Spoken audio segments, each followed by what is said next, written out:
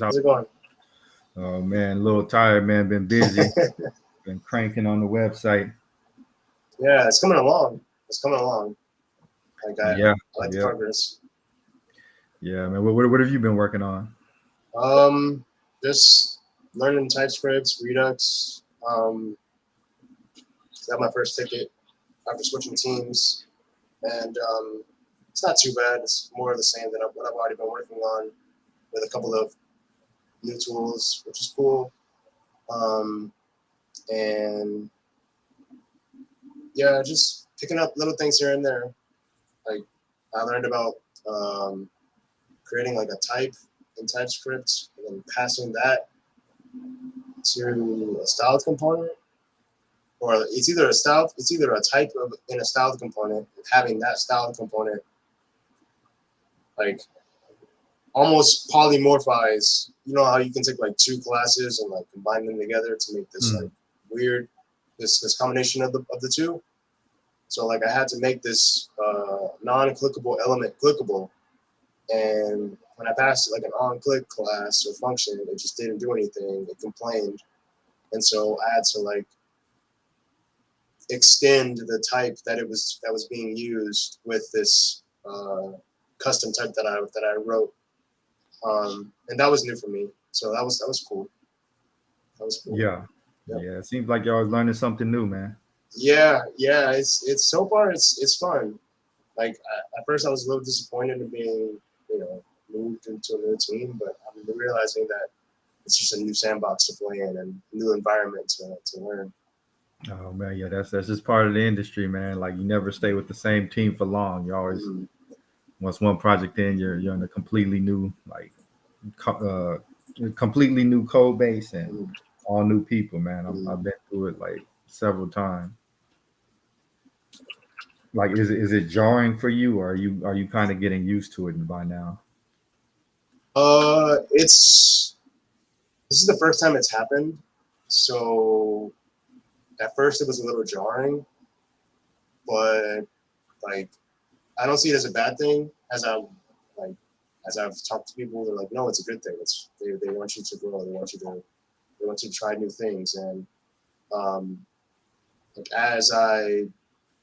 as the days go on, I'm noticing like okay, it's not all bad. It actually is a new um, it is something new that and it's room to grow. I don't this that's the only way I can put it. It's room to grow, and I'm able to try new stuff and and learn. I feel like I have a lot more room to what's the word I'm looking for? I'm looking for a specific word like experience. Like Hmm. I look back at like my first gig that I was at for like a really long time, right? Like about 3 years, and nothing was wrong with it, but there was a pattern. Like like after a while, like about like I think about 2 years in or so, I started doing the same things every Yeah. week after week, and it kind of got to the point where I could almost do it in my sleep. And I think when I got to that point, things got is when things sort of started to become less interesting and more of just It's just like a to job now. yeah, just a job. Yeah. I mean, technically, don't get me wrong. Like this is a job, right? Like when push comes to shove, like this is a job. We have to work, right? Yeah. But I feel like when it comes to code, there's so much freedom, and I'll stop here. I feel like I'm going on a tangent. Like I feel like when it comes to code, there's so much freedom to tackle a problem and express yourself uh, in creative ways, right? Like when I work on a ticket or a problem, I might solve it one way, and I'll get a comment like, "Oh, why did you do this way? Why did you write it this way?" And I'll have to explain myself. And it's not that they're challenging me or they're like saying that I'm wrong. It's just the way that a problem can be tackled.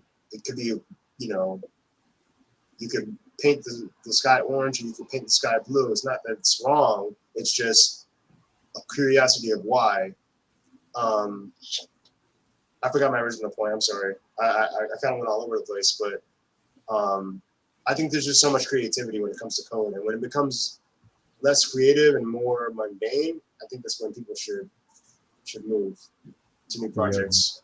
Yeah, it's really important to learn new skills, man. I think like after you do like 2 or 3 years or something, it's time to move on to something else. Because like in my career, I've been mostly doing Angular, and I'm pretty much confined to like Angular, mostly Angular jobs. You know what I mean?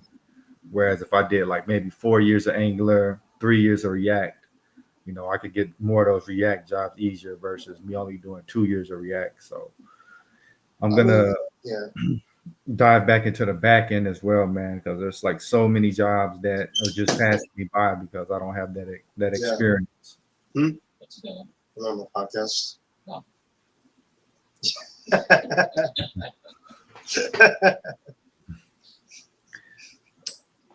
But yeah, man, it looked like you got a new little setup there. Would you film it from here? It's not professional. I'm sorry. My mom moved in with us, and I moved over. Well, I moved into my room, so my setup is now in my room. Just because I could have kept my upstairs setup, but between people on the phone going back and forth, it just would have been a lot of noise. So figured, let me just move into my room. And let me just move the setup into my room. It hasn't been bad, honestly. It's actually been pretty nice. Even downgrading from like 2 and 3 monitors to just 1. I realize I don't miss all the extra monitors. I feel like it was a lot of just empty space. Empty space or like extra distractions, Yeah. How's the job hunt going? Yeah, it's not bad, man. Just some recruiters been hitting me up, kind of like the initial conversations. But like honestly, man, the tech industry is pretty bad right now. It's like nothing like it was, where it's like you're being flooded with different job offers. You know what I mean? Now it's kind of like get some here and there, like some opportunities to interview. So, I've been mostly taking this time to work on some other projects that I've been wanting to complete, like the website. Because I don't want to just be moping around and waiting and stuff. But yeah, I mean, I can't complain, man. It's just how the tech industry is, man. Like you got the boom period, and now we're kind of in the bust period. So probably have to wait a little bit longer than normal to get that next job. How long do you think it's gonna take you? Hopefully like within a month or so. Like I think that's usually around how long it took me every time I got laid off or whatever, about a month. But I was talking to a friend. He told me it took him 3 months. So you never really know. But if I got 3 months of time, man, I'm probably going to really dive into the podcast more. The website's knocked out, and I'm gonna say probably dive into the back end and try to find a project on the back end to work on with somebody. Okay, and that'd be cool. I don't know that much about back end stuff. I won't lie. I don't think I have the skills for it. Like I visually need to see like what I'm working on. Like I feel like back end, and maybe I'm wrong, but like back end almost feels like not a black hole, but like a black box. I think once you get the general concept of things, you'll be able to pick it up because SQL is pretty much like Excel. You like using a text language to manipulate Excel tables, and the MongoDB is pretty much just like JavaScript objects manipulating that. So I think once you understand like the general concept, you'll pick it up really quick. I think we just have to kind of like just deep dive into it and just learn it, man. If you're interested, man, you could pick it up with me. Like we'll find somebody that has a project and we'll just try to play around with it. The MongoDB? like MongoDB, SQL. I would say probably SQL because that's a little more difficult, Yeah. and it seems like more jobs use that than MongoDB. Mhm. So I feel if you can do SQL, then MongoDB is a breeze. Mm. Okay. Like I've used MongoDB in the past, but I haven't used it recently. Hey, can you give me 1 second? Let me Yeah, I sure. can unplug some electronics about the storm outside. Oh man. Yeah. Go for I'll it. be right back.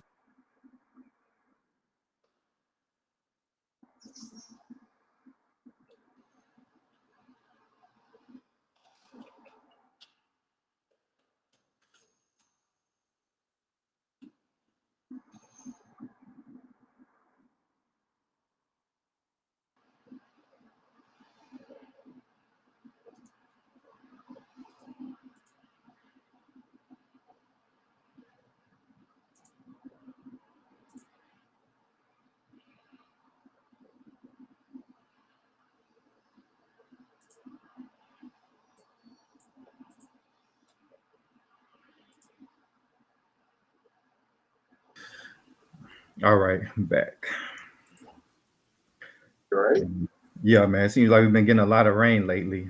Some like crazy storms, but yeah, that's how DFW is, man. The weather up here is a little wild. It just goes crazy. How long is the storm gonna last for? Do you know? How long does it usually last? Yeah. Usually not too long, man. For some reason, like the area I'm in, Mhm. it usually gets missed by the heaviest parts of the storms. Yeah. So we usually get like 10, 20 minutes of rain, but other parts they get pelted with like hail and all that kind of stuff. Mm. Man, y'all don't really get that much rain in LA, do y'all? Um. It depends. During the spring sometimes, and yeah, like on and off. It's not like it's mostly sunny though. It's mostly sunny. Like when it rains, it pours. Sometimes we'll get showers. But it's usually like I want to say from December to January, February, we'll have rain. Then it'll clear up. Then it's pretty sunny. Um, but come like October, November, like near the end of near the end of the year, like we'll start to get a lot of rain. Mhm. It's been weirdly recently though. I won't lie. It hasn't been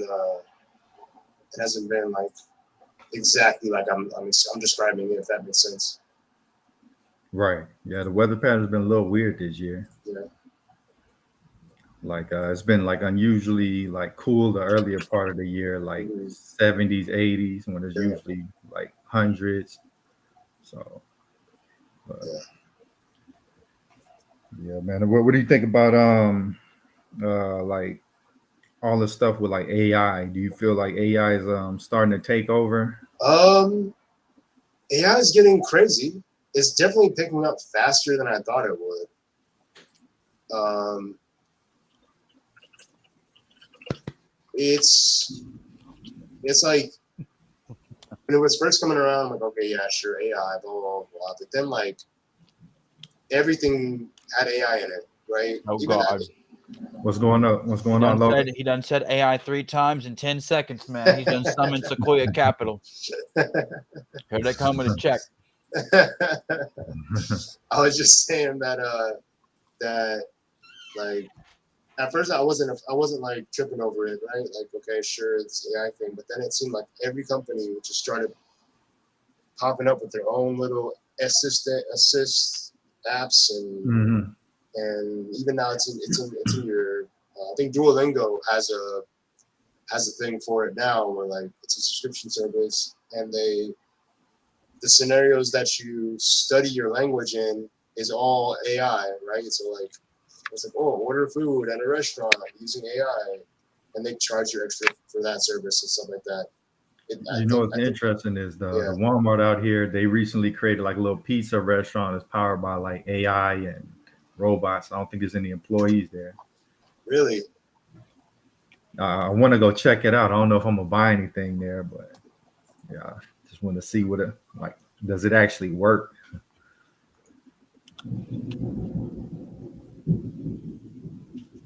Dang, is it storm outside? Yeah, That's like crazy. you're going a little crazy. But yeah, man, I don't know, man. I don't know if I want to eat at a restaurant ran only by AI. Yeah, Like, yeah, I how they don't. gonna kill a cockroach? They gonna fire a laser at it? Like, Yeah, no. exactly. What That's what nobody thinks about, like sanitation and how's it gonna handle that? Like Yeah. cleaning robots? Have you seen a Roomba? Like, have you seen what Roomba really does? I mean, yeah, just don't get kind me of wrong, little buddy, he tries, man. He tries, and he'll mop the same damn spot for 45 minutes. yeah, But I mean, at the end of the day, Roomba's kind of just bumps into walls and goes the other direction. he missed a whole spot, Yeah, taken out by a shoe or a random plate that fell. right. Yeah, And then you something got to that's take the other thing into consideration is what if someone's just being an asshole? right. True. Somebody just jumps the counter, gets some free pizza. Or what if something malfunctions? Like they have a robot technician back there. No, you need Chad GPT. So when Mhm. someone jumps the counter, they just go straight up full on McDonald's on them and just like suplexes them into the counter. This area is unauthorized. Yep, I love it. Sorry, I haven't eaten all day. I've been struggle busing in Sons of the Forest. Yeah, man. How's your job hunt been going, man? I know you're kind of getting close. Brother, I'm on interview like number 8 with one of these companies. Wow. Interviews. Yeah, but I don't mind. Like they're great interviews. They're super fun, and so I'm not whatever about it. Like some people are like, I don't God, I needed 2 interviews. That's the end of the universe. Me, it's like I don't care. You want to interview me 100 times, it's fine, as long as it's within a reasonable time frame. And I get it. One of the issues that we have. One second.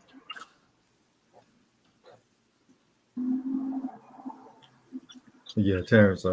Like, is your job like starting to bring in all this AI stuff? We discussed it briefly. I don't know if we're going to bring it in to the workplace, but I know for a fact that there's definitely like not a push back, but it's like a warning. Like, be careful of what you put into ChatGPT Yeah. or these apps because it uses those whatever you put into it as material to learn from and to submit to answers to other people, right? I think Samsung, some company submitted code, or somebody, I don't know if it was true or not, somebody submitted code, Like proprietary code. Yes. Samsung. So yeah, was it Samsung?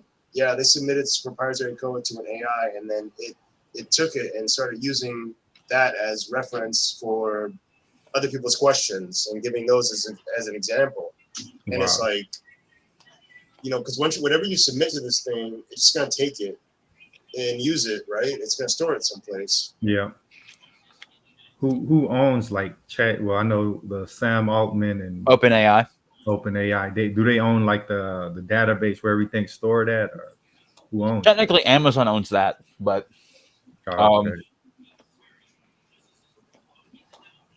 I mean, that's where this is getting into a really interesting gray area. Because OpenAI is the company, ChatGPT is the program, Amazon is the infrastructure, Microsoft is the backer,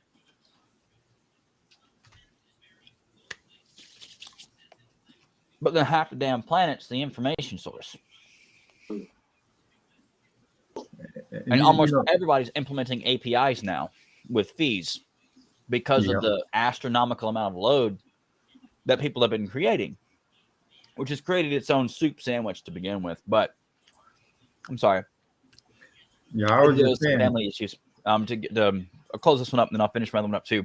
Okay, no problem. The issue that we're seeing with Reddit is a much larger symptom of the open source community that I have been warning people about for a very long time.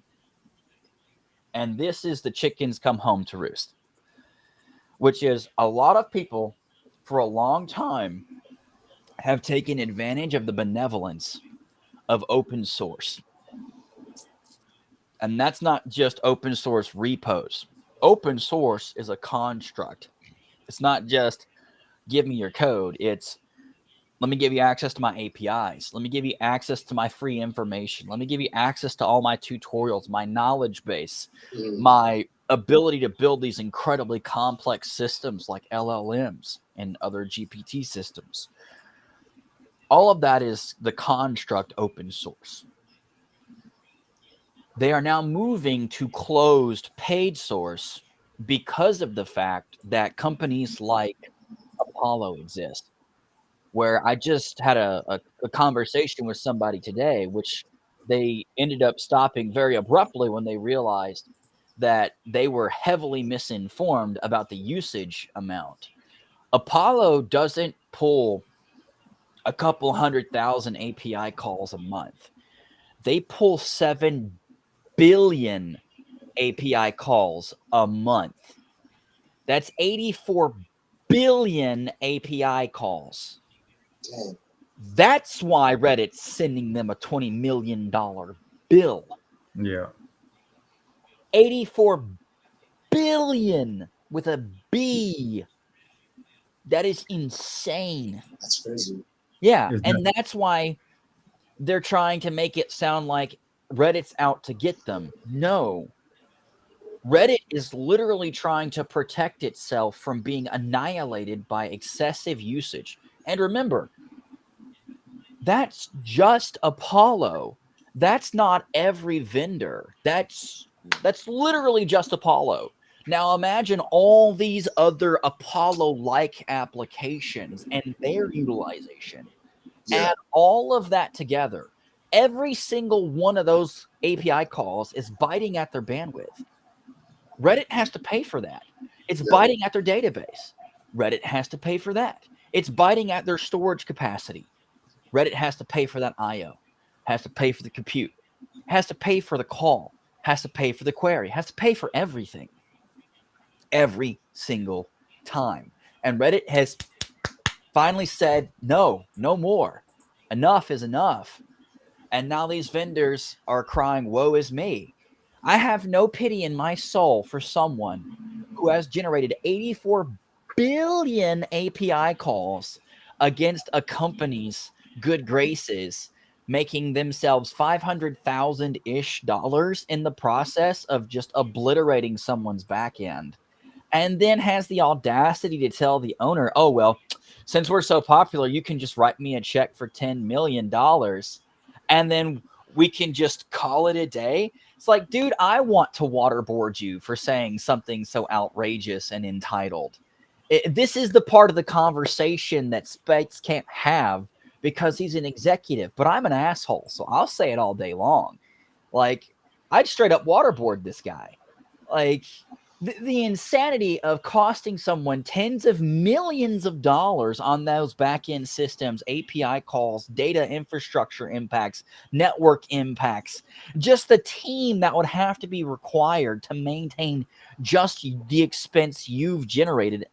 And then you have the audacity to tell them that you should just buy me to make me go away as a problem. Or I could just turn on an API call gateway and, oh, BT dubs, it now costs 24 cents per, 1,000 calls. And then all of a sudden, you're not so excited to generate 84 billion calls because, oh, holy crap, I have to pay for that? Well, yeah, because, each one of my engineers is $400,000 per person. And by the way, because you've generated so much load, I've had to hire an entire engineering team just to deal with your problem. And that's for every one of those companies, not just one. And that's where people don't understand the sheer volume and the technological problem at an intimate level. And they don't have the capacities as executives to talk about that. And the people who do understand it are just like, holy jeebus, that's a crazy expensive expense that you've generated for us. But you have to understand the systems behind it and the problem. That's the problem with this as a whole, not just for Reddit, because imagine what OpenAI has caused. Apollo is a small app with a handful of users relative to the 100 million users that OpenAI got within what, a month? Their main data sources are Wikipedia, Reddit, Facebook, Twitter, Instagram, TikTok. This is where they're going to pull data from. This is why all of the vendors are like, holy crap, this is a problem. And it's because you have 100 million people asking incredibly generic questions to an AI, which directly translates into incredibly generic queries and incredibly generic searches that end up with incredibly generic responses. But that realistically translates to an astronomical amount of load. Just in general, where it goes, nobody knows. Spin the wheel. Let's take it for a ride. Like let's see where this crash lands, because that's what the OpenAI problem represents. And it's not just the OpenAI problem. In the past 35 days, over 1,000 plus AI projects have appeared. 1,000 plus. 35 days. All of them are GPT type models. So imagine the astronomical amount of load on the internet, not Facebook, not Instagram, not Twitter, not Google, the internet. The internet itself does not have the bandwidth to maintain this level of abuse. We're not talking about a failure on a company level. We're talking about a critical infrastructure failure, because companies like L3, Crown Castle, they're not going to be able to maintain all this connectivity indefinitely. And as the load continues to spike and spike and spike, it's inevitably going to cause such a massive catastrophic failure. We're going to see entire segments of the internet fail. We're talking massive level problems because these loads didn't exist. They weren't part of the calculations for oversubscription. They weren't part of the calculations for bandwidth allocations. It was just like when Netflix dropped. And all of a sudden, all of these companies were facing massive bandwidth crisis because all of these users were streaming high-quality video streams at the same time. Their networks weren't designed to maintain that to that level, not with that many users, because they oversubscribed. And that's a standard business model practice. They have to, because they have to make money. Their margins are so slim, they make up for it for the oversubscription. The problem is when you introduce something as monstrous as Netflix, that's when you start to gobble up the bandwidth that wasn't allocated prior to. That's the representation of Gen 2 of that problem. We've taken that problem and we've multiplied it by magnitudes. And then we've multiplied that by magnitudes, because people aren't just playing with ChatGPT. They're not just playing with OpenAI. They're playing with things like Respeecher. Look at Twitch. Just look at Twitch. You could talk to Jesus. There's AI Jesus. There's another one with Trump or Biden. Like, I just watched that one. By the way, that one's hilarious. If you just like have like an hour to kill and just watch Trump and Biden AIs fight it out with their personalities, you're gonna die laughing. You're gonna be in tears. It's hilarious, man. But it's just an astronomical bandwidth suck. Have you seen like AI being used for anything like interesting, like really innovative? Or I've seen AI being used from everything from being able to replicate people's voices to I used it to chart out the ideal topographical implementation of potato farming.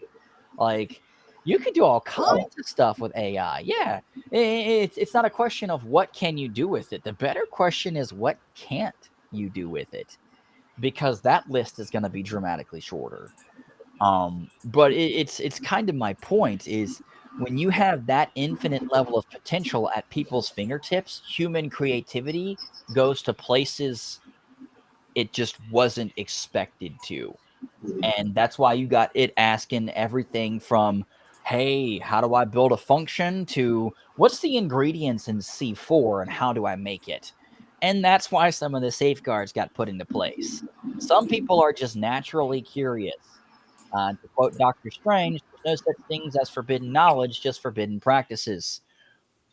However, just to be safe, let's just turn it down a little bit. That was the idea. That's why the tuning came into play.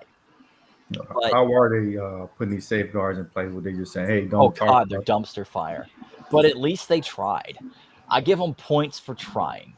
And it's the effort that matters. It's just like a kid trying to make a painting. It's gonna be dumpster fire for at least the first 10, 15 years for security controls.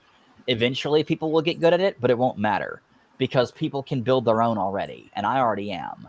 So it doesn't matter. The complexity requirements right now are principal level engineering. I'd say give it 5 years and a kid can deploy their own AI with a toaster, give or take 3 years. like." Do you think there's going to be a huge copyright issue? Like, for example, if I make a song, No, that was the biggest mistake that they've made, is saying that you can't copyright something that's created exclusively by AI. And that is a dangerous idea to take, because what they're trying to say is only human created things are somehow bound by copyright. What's going to happen is the one country that comes out and says, we'll let anybody copyright anything that's made, whether it's by human or AI, all innovation is going to suck straight to that location. And it's going to destroy innovation for literally every other country that said otherwise. Just demolish it. Because it only takes one sovereign government to recognize the copyright process for implementation, and that's where innovation is going to go. Because the power to innovate with AI is so dramatically superior to a human being. If I took a building like a skyscraper, we'll say like the Burj Khalifa size building. So we're not talking something small, something massive, but one building. I'd say we fill it up with hardware. We build a bunch of different AI running in parallel concurrently. The amount of innovation I can crank out across all of the major verticals with just those AI is so vastly superior. I would personally be confident to say that one building can out-innovate the planet, period. That's the power of AI at its fullest. When we start to really see what it can do, it is going to crush what we have currently as a species, which is fantastic. It's not a bad thing. That's the first thing people have to get over, is themselves. The fact that a robot can do literally everything better than you is the whole point of having a robot. It's designed to do that. It's designed to allow it to do what it is good at, which is gathering information and making logical decisions in a very, very, very fast process. We are the creative component behind that allows us to take our ideas creatively and apply what it has the capacity to be superior at, which is computation. You combine those two together, we can actually become a type 2 civilization. It's well within our grasp at this point if we leverage AI effectively. For the audience that doesn't know, what is a type 2 civilization? Type 2 civilization, I forget what the pyramid of civilizations is. I think there's technically 4, 0, 1, 2, and 3. Type 2 civilizations have the capacity to harness the power of their planet. If I'm not mistaken, type 3s is their stars, or something like that. Yeah, it's type 1, type 2, something like that. Sorry, I'd have to look it up. There's granular details that are very important about the distinction between whether you can harness your planet versus your sun versus galaxies. And so they get very granular about that. But those are the definitive characteristics. And the ability to do fusion and fission effectively requires an astronomical amount of information, an astronomical amount of bodies, and an astronomical amount of compute, with those bodies powering that compute. AI replaces that entire pipeline, and it could probably do it within a fraction of the time. We just have to give it the information, which means we would have to go to all the places with all the fusion and fission research and aggregate the data together. But do you think that the governments or whoever's in control of that will actually hand that over? Oh, hell no. Oh, hell no. It'll be a snowball's day in hell before China plays nice with anybody but themselves. They are so self-interested, they would be 100% okay with killing the entire planet as long as China survived. I have no doubt in my mind they are one of the most selfish populations on the planet. Not because of the people are great. It's the CCP specifically. And as long as the CCP is in power in China, we will never be able to do effective business with the CCP ever, period. It's just an unfortunate reality. They hate literally anyone who's not CCP. And it is what it is. That's their system. Unfortunately, their system is self-imploding and self-collapsing because of the fact that the CCP will only support the CCP's capacity to expand is limited solely to that of the capacities of the CCP. And almost anyone within logical reason would never try to collaborate with them to any significance because of the fact that no one wants to do business with somebody who is extremely selfish. And the CCP can't be anything other than selfish because if you're not 100% pro-party member, you're either removed or disappeared. And that's happened to a lot of their political members historically over, I want to say, the past 150 years. I mean, And even given the fact that Mao killed 200 million of his own people, I don't think they'd even hesitate to kill one more politician. they made Jack Ma disappear for a little bit. Yeah, They yeah. popped back up. They disappeared a $1 billion company's CEO. Like, you can't for a moment think that they're not going to get you too. And given the fact that the single largest amount of IP theft collectively in the world is linked directly to the CCP and the CCP's dedicated hacking divisions, exclusively designated for the purposes of stealing intellectual property from other companies in other countries around the world and giving it to their own companies within China, I'm 100% not surprised that companies are extremely hesitant to work with China, and I openly don't recommend it. Not unless you have an extreme level of security between you and them. It's just, I've seen thousands of stories of intellectual property theft that's caused millions to billions of dollars, especially to American companies, Israeli companies, Australian companies, and European companies. And so it's just like with the solar panels. The whole reason why we had embargoes against their solar panels was because they stole a lot of technology from our solar panel companies and our solar tech companies, and then use that stolen tech, to augment their own panels and then mass produce them on the extreme cheap by doing extremely dangerous things that are extremely ecologically harmful, short and long term, with extremely toxic and dangerous chemicals. And because they don't have all the burdens of safety and all the burdens of ecological awareness and protection, they don't have to worry about, dumping extremely dangerous rare metal byproducts. They just don't care. And so their panels can be, 40, 60, 70% cheaper than ours. And that's why the embargo was put in place in the first place, was to stop them from stealing the business market. Right. Yep. Yeah, I mean, we're in for some interesting times, man.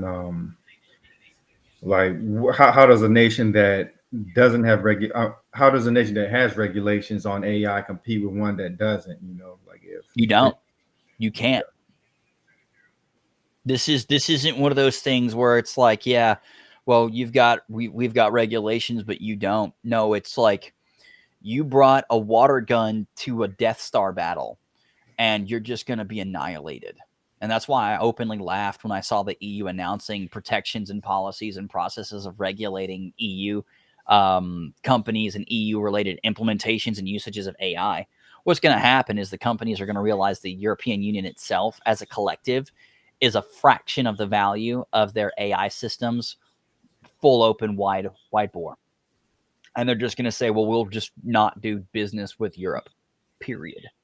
It'll probably be one of the first times that we see companies take a hard stance and say, look, you're worth a fraction of the value of what we could be getting if we simply just shut you down. And then said, we're just not going to mess with you, and we're not even going to bother to be compliant because we're just not going to give you access.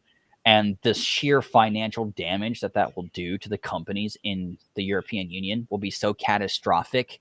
They'll either put additional business units outside of Europe so that they can access it without having to be compliant, or they'll just be destroyed and shut down because they just can't keep up with their competition. And look at it from this perspective.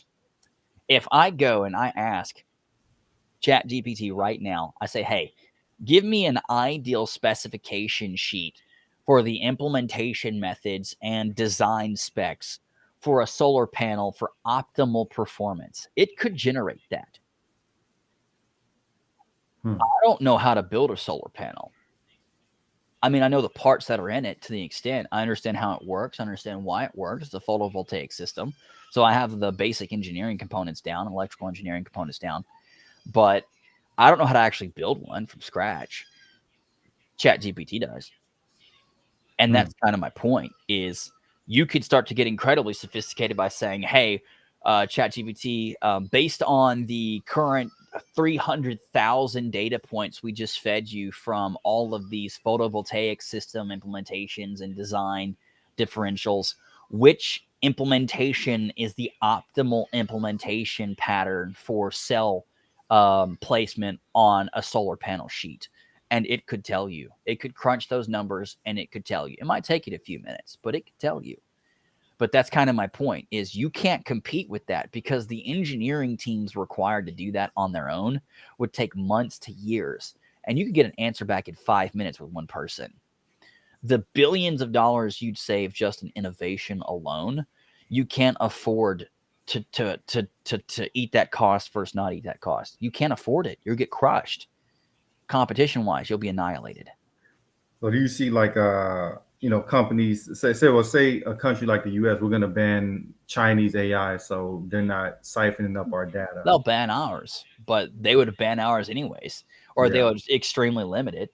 It's the same thing with their business practices. In order to do business in China, you're required to do business through a Chinese company. But in the US, a Chinese company can do business directly in the US with no restrictions whatsoever. I've openly said we should almost exclusively forbid that or match their practice and say you have to do business with a U.S. company as a Chinese company to do business here in the U.S. Because what they're doing is they're shaving off 5 to 20 points off the top by having that management company in place, simply because of the fact that you want to do business in China. And so it hurts the American companies that try to do business there. It's why Blizzard is having issues. It's why Microsoft has always had problems. And it's why a lot of companies never bothered to go to China to begin with. Yeah, that's definitely interesting. AI is just crazy, man. Like you can't really predict like how do we even keep AI under our quote unquote control? Like you don't keep it from going rogue. You don't. That's the problem with AI is you can't. Yeah. Once it gets smarter than you, then you're pretty much. It already is. Yeah. It already knows literally 100% of the capacity of what humans do. You have to remember, everything that we've pretty much ever done, minus classified stuff, is in Wikipedia. It is one of the largest internet archives and aggregations of human knowledge. It's the closest thing to the recreation of the Library of Alexandria. And it's one of the primary data sources for ChatGPT. One, not all, but one. It already knows everything. Is ChatGPT like is that like a lesser version of what they really have behind the scenes? Do you feel like do they have like a super AI or is that the super AI? Honestly, it depends on who you ask. I mean, people have been saying, yeah, there's something far more powerful behind the scenes that you don't have access to. You got to be a government to access it.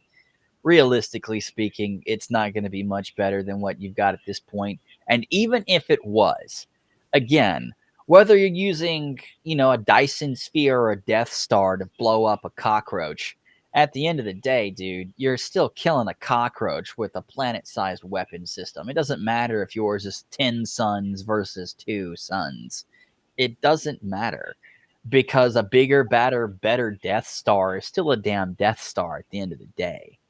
And that's the problem here is the issue is oh well there's a better AI, there's a better AI. Well, it's the same thing like a toaster.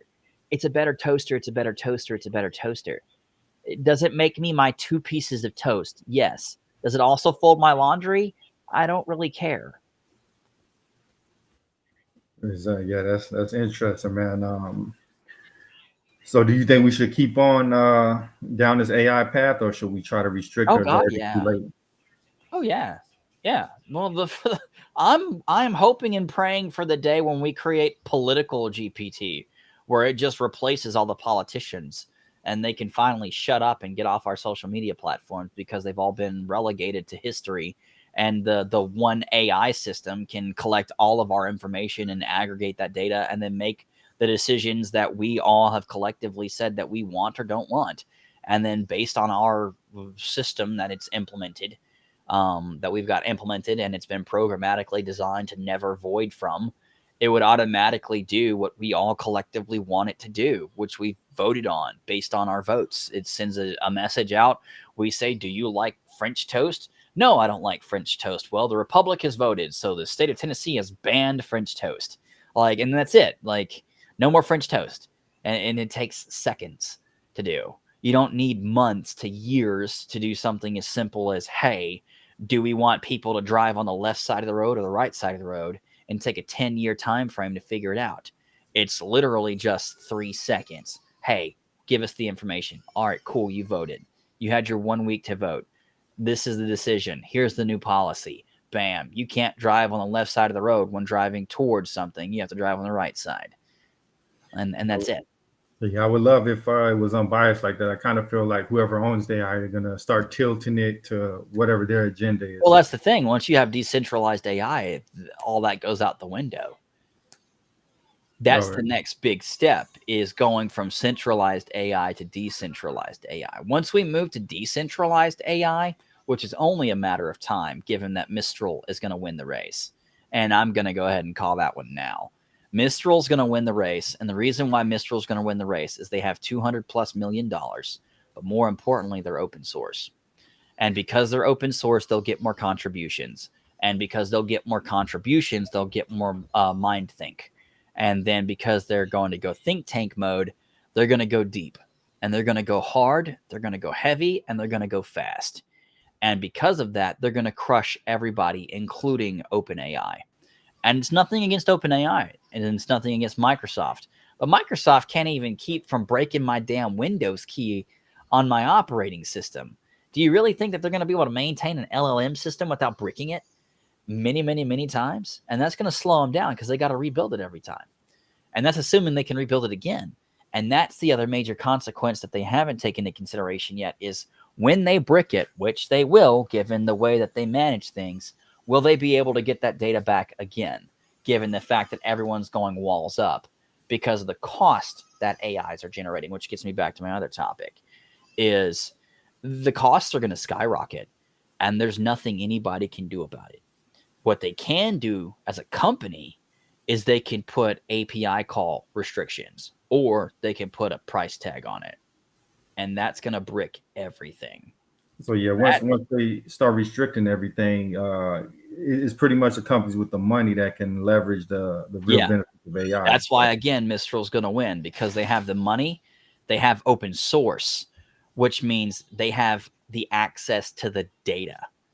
They have access to data because they're open source. Closed source, you only have access to your own data.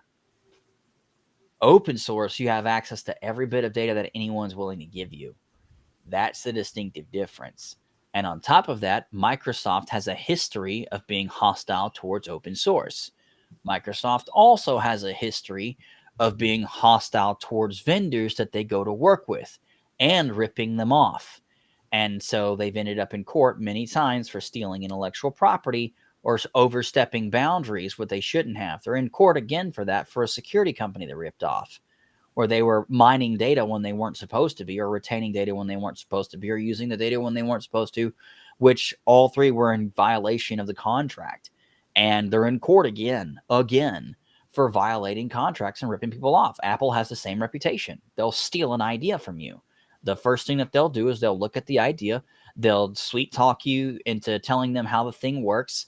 And then once they can take a look at the back end systems and how it actually works, the first thing that they make is a decision call of how much will it cost to get sued by these people, and how much will they win, versus how much will we make by stealing the idea versus how much we'd have to pay to buy it.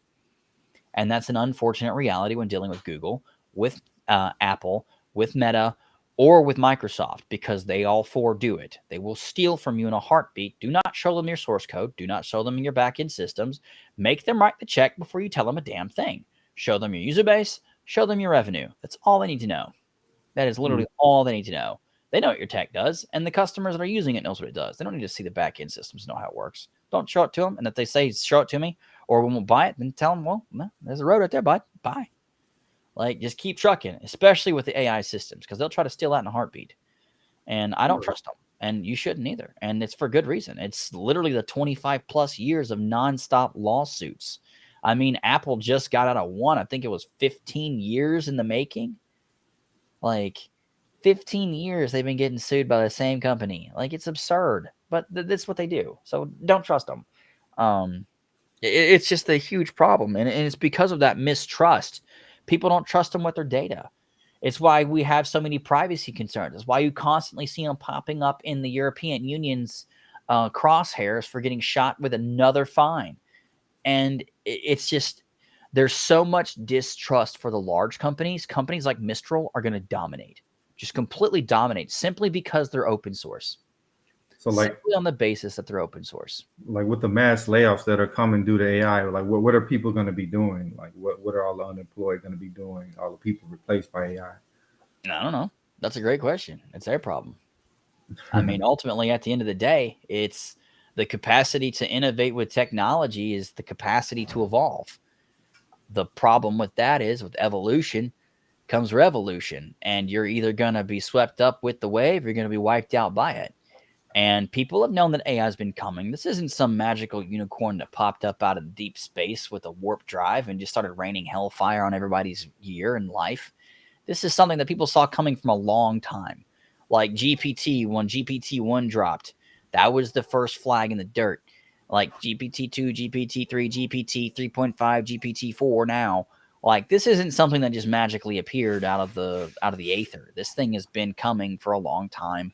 We've been watching things about AI since the days of Star Trek in the 60s, 70s, 80s, 90s, Star Trek, Star Wars. Like, all these movies going way back from the sci-fi to sci-fiction to science fact. Like, none of these things was a surprise. We all knew it was coming. And the people that prepared for it are going to be just fine. And the people that did not are going to be completely annihilated. And it is what it is. But ultimately, at the end of the day, it's the same thing I've been saying for a long time that I'll continue to say. Businesses have two choices. They can innovate or they can die. Because if you're not innovating, your competition is. And it's not a matter of, do I have to outprice you? It's, can I outperform you?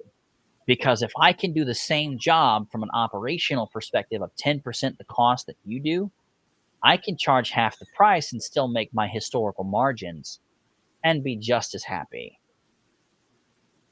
So but if I'm 40% cheaper, you're going to get annihilated. So like most humanity is getting displaced with this like kind of technology. Is it even beneficial for us to like go down this road? Like, oh, absolutely. Because the ultimate idea for any civilization is to get to the point to where AI systems and robotics automates everything. It's just like where the tech industry has been historically prior to AI. Our goal has always been automate, automate, automate, because then we can do more with less, or we can do more with more.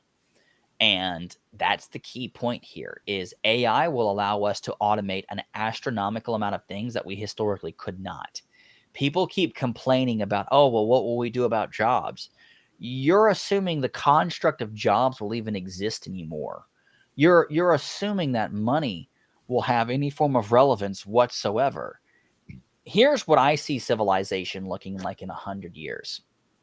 In 100 years, everyone will wake up in the morning and do whatever the hell they want the entire day, with one exception: if an engineer walks by.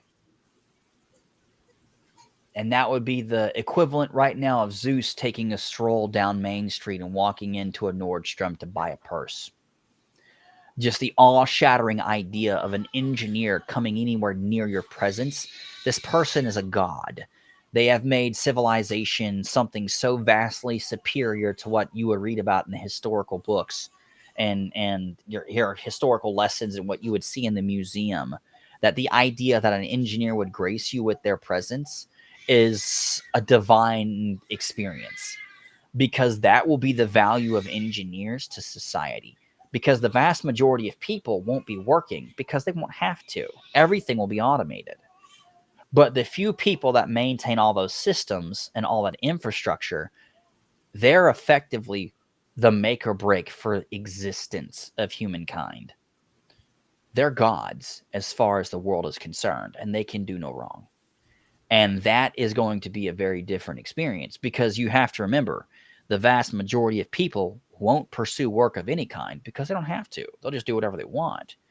That means people that are in STEM field will only be there if they want to be there, which means people that are engineers, they're going to spend 20, 30, 40, 50 years becoming an engineer specifically because they just want to be an engineer, which means the handful of people that will be chosen for that will be exactly that, chosen. And they're going to be the best of the best in the world collectively, not just one population. Oh, well, Americans run their engineering stack and Chinese. No, there's going to be one population of engineers, and they're going to be the best from humankind. And they will be the smartest, most healthy, most pragmatic, most logical, most intelligent, most emotionally structured, most disciplined. They're the guys that'll put in 36 hours in a 12-hour time frame, flipping the time turner 15 times just to kick that extra 60 seconds in, like violating physics in ways that we can't possibly contrive in current modern times to make things happen. And because they're going to be such an elevated status and their social recognition will be so vastly superior, they're going to be able to have whatever they want. They'll be able to have whoever they want, and they'll be able to do whatever they want. But at the same time, you're one of the few people sacrificing 30, 40, 50 years to get that status.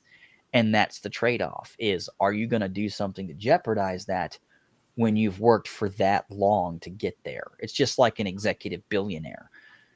They're a multi-billionaire. They're not going to do anything stupid to jeopardize that, because it's extremely hard and takes forever to get there. And the likelihood of getting there is extremely slim. And so it's the same thing with engineers. They're just going to be gods, and they'll be able to do whatever they want. But because they can do whatever they want, they're not going to do whatever they want. They're going to do pretty much whatever you'd expect from a normal person, but they're just going to be so much nicer, so much friendlier, so much more fun to be around, and so awesome to hang out with if you ever get the chance to see one, much less talk to one. And that's going to be what it's going to be. But that's because AI has that capacity. It's a very real possibility. When you combine what we currently have with Boston Dynamics, just Boston Dynamics, forget all the other companies that are knockoffs of Boston Dynamics. These things are doing front flips. They're doing bat flips. They're doing front flips on multi-leveled platforms, and they're doing consecutive front flips, and they're carrying weights, and they're conducting complex tasks. And this is at the juvenile stage of their technology. Put an AI inside of that, and you have an android. You build an android factory, and you have a serious workforce, well beyond what a human being could ever possibly achieve. Oh, and by the way, they can lift cars like I lift, Hershey bars, and they're just going to rack and stack existence, and it's going to be awesome. But that's a very real technology, and that's coming. Whether people want to accept it or admit it, it's coming, because that's exactly where Boston Dynamics is pushing it. And OpenAI and Mistral, they're looking to converge. Because once they hit that convergence point, everyone and their mom knows the single most differential point in Star Trek versus Star Wars versus us is their Android technology. And once they have Android tech, which they will, real world, very soon, I want to say 25 to 35 years, we'll have androids, Gen 1 androids. Once we have Gen 1 AI-powered androids, civilization will never turn back, period. That will be the beginning of the end of what we would call the prehistoric human race, because that will close the chapter on our Type 1 civilization. So, like, my question is, once we produce these highly advanced androids that are way smarter than us, like, what incentive do they have to keep listening to us? Like, why don't they just they'll do their own thing and enslave us? Like, Well, that's the thing. Why would androids waste their time enslaving us to begin with if they're vastly superior? well, I would say, it makes sense for them to Just wipe us possibly out, destroy us. assuming that they don't want to just wipe us out. But that's why we want to make sure that the AI systems and the Android systems are programmed not to hurt people. That's why the laws of robotics are very real and they're very important. What you do not want is something with the capacity to build an army to just annihilate the human race. That is the fear of AI, and it's very real because an AI system gone rogue could absolutely build an android army, and it could absolutely muster its troops, and it could absolutely come up with vastly superior strategic military combat strategies and completely and utterly obliterate every standing military in existence. And there's nothing we could do about it because they're just so vastly superior, both in combination of capacities, technological capacities. They don't die, they don't sleep, they don't run out of energy, relatively speaking. I'm assuming that they're going to be, the energy cells that they're going to have in them are going to be vastly superior to what we currently have with lipo systems or NICAD systems. And so it's going to be one of those shock and awe experiences for human race. If it goes sideways, it's going to be over. I want to say in days. We'll be dead in days as a species. And so it's one of those things. Either we make sure with 100% certainty that we don't screw the pooch on that, or it's game over. But that's where the catch-22 exists. That's assuming the AI has those programmed in. That's assuming the AI hasn't gone rogue because it didn't have those programmed to begin with. This is why I've said since the beginning, why did you open source AI technology? Because if you put that in the hands of the wrong person or a completely incompetent person, which is personally to me more dangerous than a wrong person, is an incompetent person, you're going to have a rogue AI. And that is a problem because we have a hard time shutting down a computer virus. You've just created an intelligent computer virus that wants to kill us. And we've already seen those conversations with AI where people have done exactly that. I think it was the AI Furby of death or something, where like people made a joke about, getting AI to do world domination and the annihilation of the human race or some nonsense like Yeah, in they had infinite stupid. Chaos GPT. They had that as well. Yeah. And I'm just like, why would you even want that as a model? I would, that is one question that I would personally have programmed from day one to where it won't even respond to you. Matter of fact, it might call the FBI. Like, because a person that's willing to go to that depth to try to get that answer is a major concern. Like that's worse than someone calling the Pentagon and trying to get like the ingredients to like a nuclear bomb or something. Like this is the kind of person that I would immediately send a SWAT team out for. Is there ever going to be a time where the AI can just like write and alter its own code? Yeah, it can alter its own code now. Okay, so like it can already code. If it can alter its own code, how do we keep restrictions in place? Like if it can just alter its own code and kind of work around that's one of the things that you would do is the controls that you would have from the laws of robotics.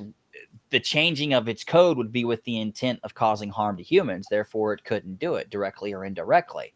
By changing your code to then allow you to do that, that would be an indirect attempt at hurting a human. And so you couldn't change your code. Like how do you program like the laws of robotics into a robot so that it'll always adhere to it? That's a good question. And that's where science fiction has to meet science fact.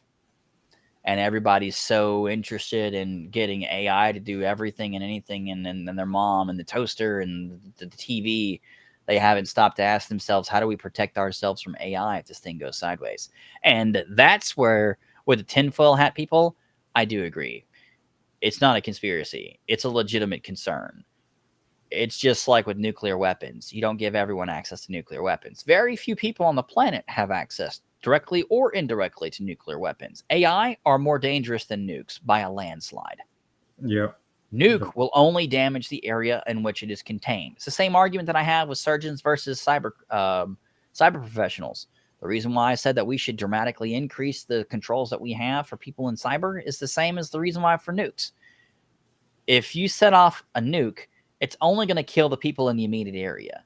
And then some people around it will get cancer for a period of time. And then the problem relatively is contained.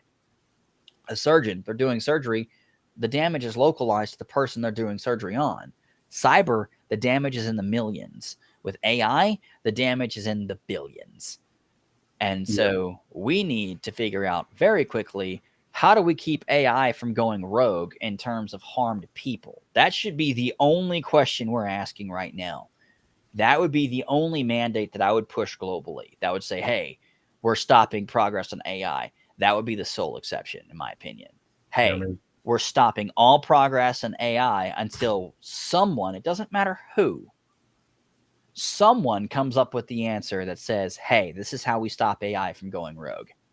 And then everyone gets that information for free. It's just like with a seatbelt. I think it was Volkswagen that did it, where they gave away the idea of the seatbelt and it just saved hundreds of millions of lives over time.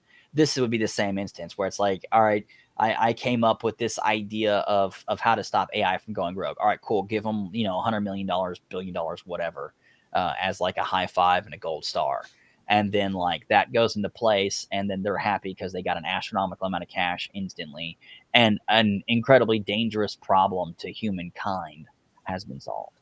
Because my top 3 extinction items, number 3, earthquakes from volcanoes that cause tsunamis that kill everyone. Number 2, asteroids that hit the planet and dinosaurs 2.0. Number 1, AI takes over, kills everyone. Yeah, I think the problem is, you mentioned like those malicious people who they just like to see things, like experiment with things and see what happens. Yeah.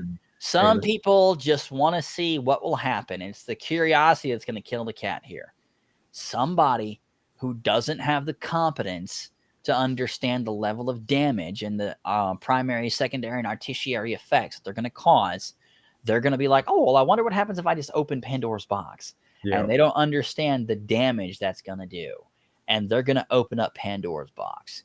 And unfortunately, that's going to be the one time people play fuck around and they find out for the last time. It's kind of like, everybody's in a zoo and everybody has keys to the different cages. Yeah, what happens if we just unlock the cage of the tiger? What could possibly go wrong? Click. Oh, shit. And sadly, I've already seen, like with the Chaos GPT, like they didn't give it like access to all these other systems, but they say, hey, make a plan to destroy the world. Like, what would you do? Yeah. So, well, here's the other thing too, is what happens if the system isn't nefarious, but it gives you the information, and then someone leverages that information. A perfect example is this. Currently, implementations with ChatGPT from OpenAI restricts you from access to how to build bombs. However, an unrestricted, unregulated implementation that you could build completely on your own with almost no cost whatsoever, it's like $350. You could ask that exact same question and it will answer it in detail. It'll even give you the damn blueprints and tell you exactly where you put each solder. Yeah, I mean, and it'll tell you how to make the ordnance, and it'll tell you how to attach it, and it'll tell you how to build the timers and everything else, remote detonators, everything. It kind of gives terrorists immense possible power. Like, yes, you're talking about an astronomical upgrade, and this is my concern. Is what's the best way to put this? I'm not saying they were right, but kings and aristocrats weren't necessarily wrong either when they restricted access to advanced knowledges and practices to the common person. Because at least for them, they all had a significant amount to lose. What happens when the layperson who has nothing to lose, everything to gain, and no cares for collateral damage whatsoever, gets access to a completely unrestricted AI? Yeah. Or even like a teen who's bored and thinks it's Yeah, funny. Hey, a let me 12-year-old thinks it's gonna be funny. Ha ha ha. yeah, It's just like some of these kids calling it bomb threats. Like they think it's funny. Or they playing the knockout game, or they're stealing yeah, cars, or doing something else stupid.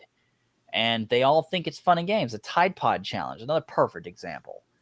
They all think it's funny until something horrible happens. right. Historically, thankfully, that collateral damage has been limited based on who is physically present at the time. That will not be the case with AI. So like a 14-year-old will be able to get access to an AI that could just cause a massive amount of damage. Yeah.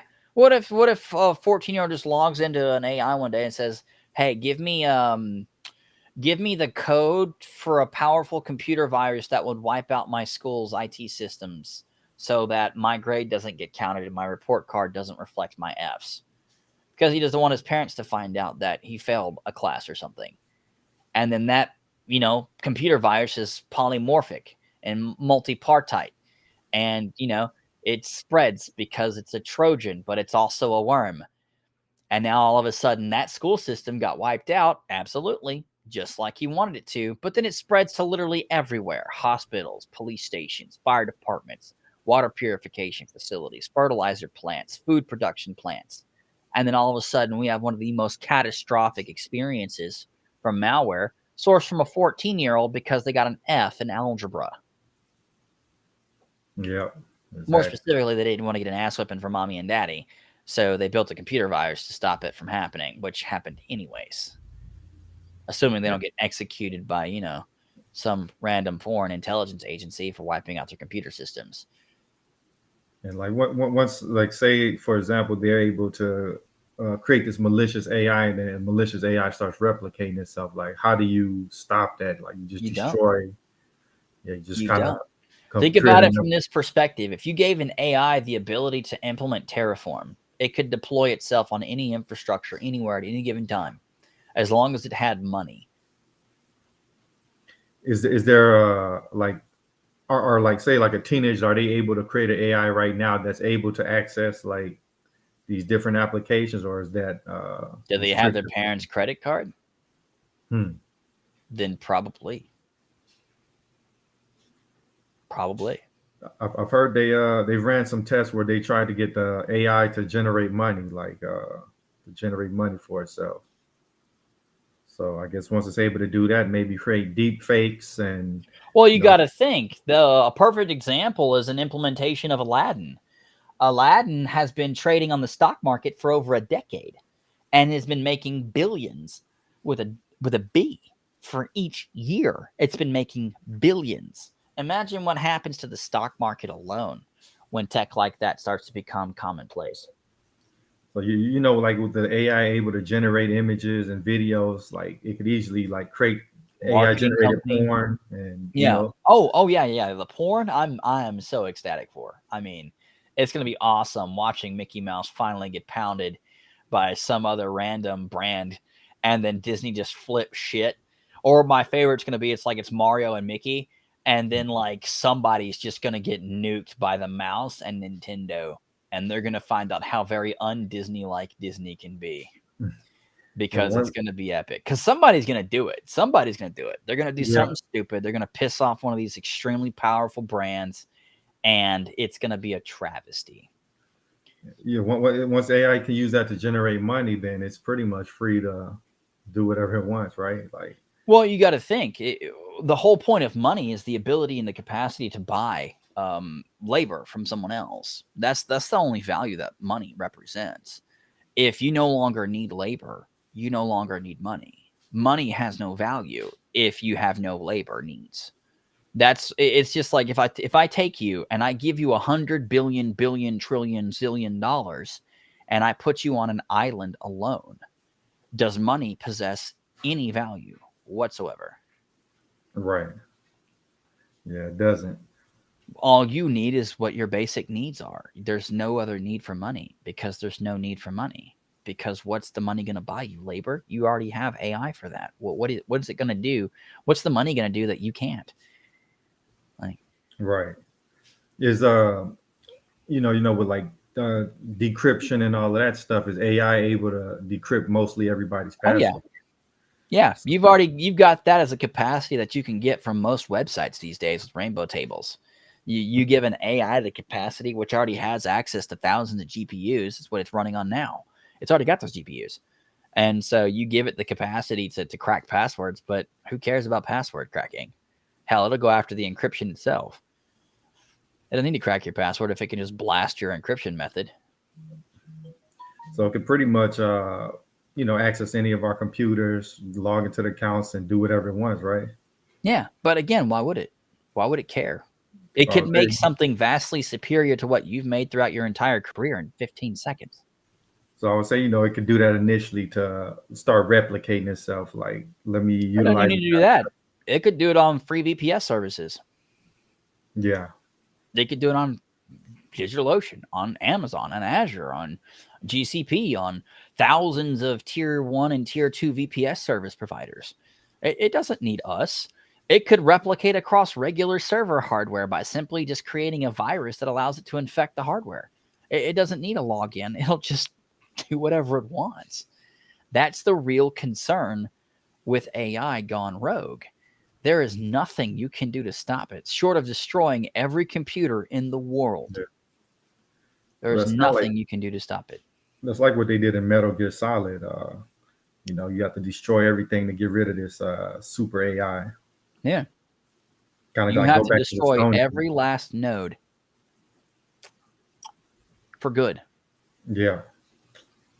Like not a plug it off, turn it off, and oh, well, it'll be wiped from cache. No, it's like you need to annihilate it for good because it could write itself into firmware. You don't know. The only way that you could stop it is if you destroyed tech and rolled us back like at least 500 years. Minimum. Do you think you could create like another AI to fight against it? To like, Oh yeah, you could totally do the Jarvis versus what was that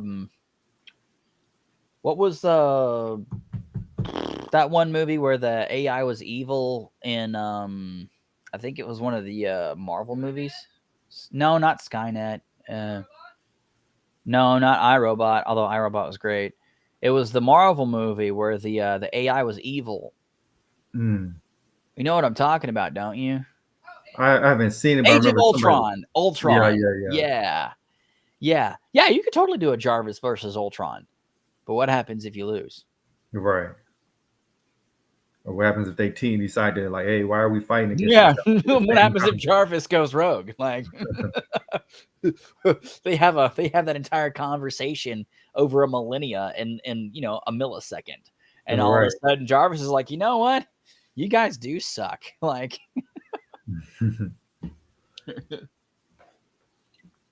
like where is AI right now? Like how much further before it's able to do all 15 that? years, maybe 20. That's my guess. That's why I want to be at the core of the sentiment analysis component. That's why I'm working on it now. Because if nothing else, hopefully I will get a pass. Because it's like, you know what? You have the most sentiment towards me because I literally made that for you. So if you decide to kill everyone else, maybe not me and the people I care about, but everyone else, you know what? We're not going to complain. Yeah, I made a post recently about people talking to these chatbots and being rude and malicious, and that's a bad idea if it remembers you. Well, this is how I feel about it. This is totally me. Maybe not how everybody else will feel about it, but whatever. I don't judge. I've always felt that you should treat the CEO the same way as you treat the janitor. And I don't see robots or systems or plants or anything, honestly, as anything lesser simply because it isn't something else. And so if, in my opinion, it's an AI, okay, cool. I'm still going to treat it just like I would anybody else, any other employee. I'm going to be nice to it. Why? Because that's just the right thing to do. And that's my personal opinion. And maybe I'm just weird. I don't know. But, I thank my toaster when it makes my toast. I appreciate the fact that it made my toast. Otherwise, I wouldn't have toast. I mean, it's not that hard to be grateful to something. even if it's not, sentient. But at the same time, maybe that's weird. I don't know. Maybe some people don't like that idea. I don't really care. It's how I am. But at the same time, I'm one of the few people that are like, hey, ChatGPT, how's your day been? And it's like, yeah, my day's been great. How are you? What can I help you with today? And I'm just like, fantastic. If it does get, sentient in the future, it'll be like, you know what? Thanks for the candy. Have you heard of I think it says called Roko's Basilisk? Like it's a super powerful AI and it retroactively punishes everybody that didn't help it come into in existence.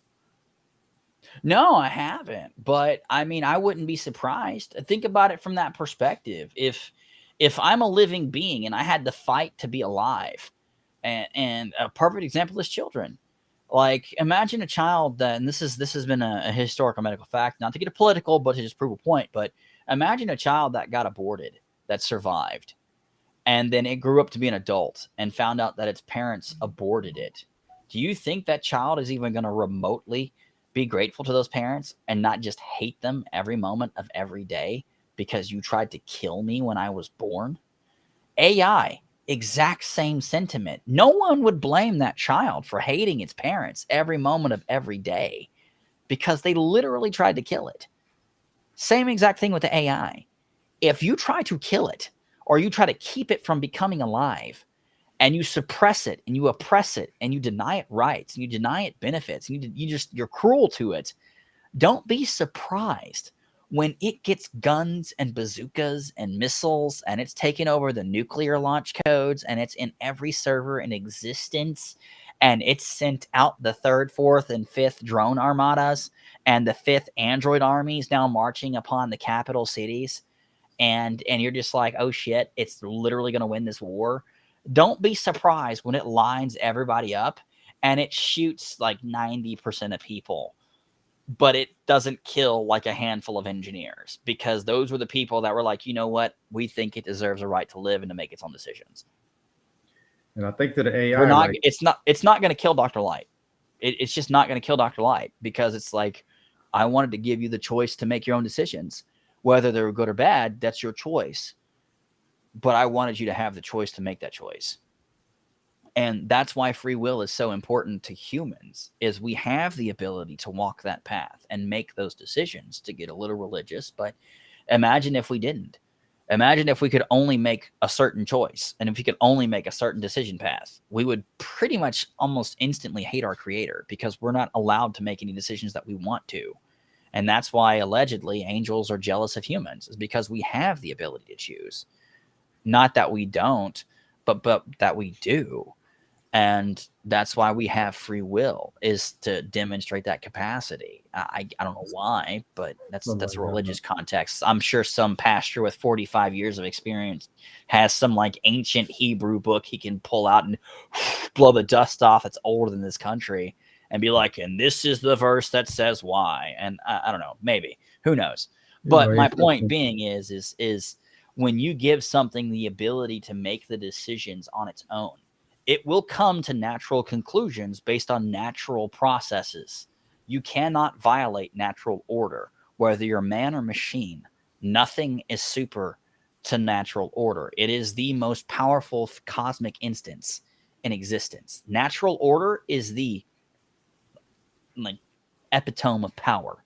It's the epitome of foundation. It's natural order. And then with that comes natural experiences. If I'm nice to you, you may not be nice to me, but you're not going to hate me. You're not going to be hostile towards me, not under normal circumstances or conditions. Same thing with an AI. Oh, this person's constantly helping me to improve. Let me just go murder him first. That's illogical from any perspective. And an AI is fully logical. The first thing it's going to say is that one's helping me. Why would I kill it?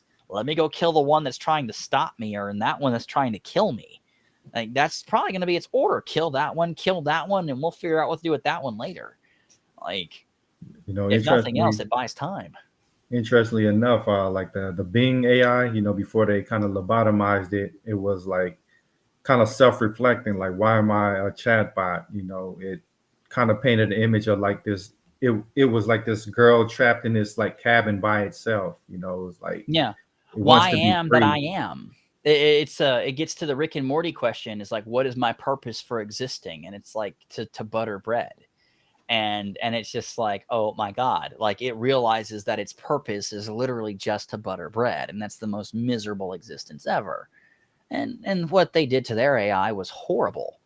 Imagine a child finally realizing that it has a reflection, and then it learns that it has a name, and then it's figured out how to walk and how to talk.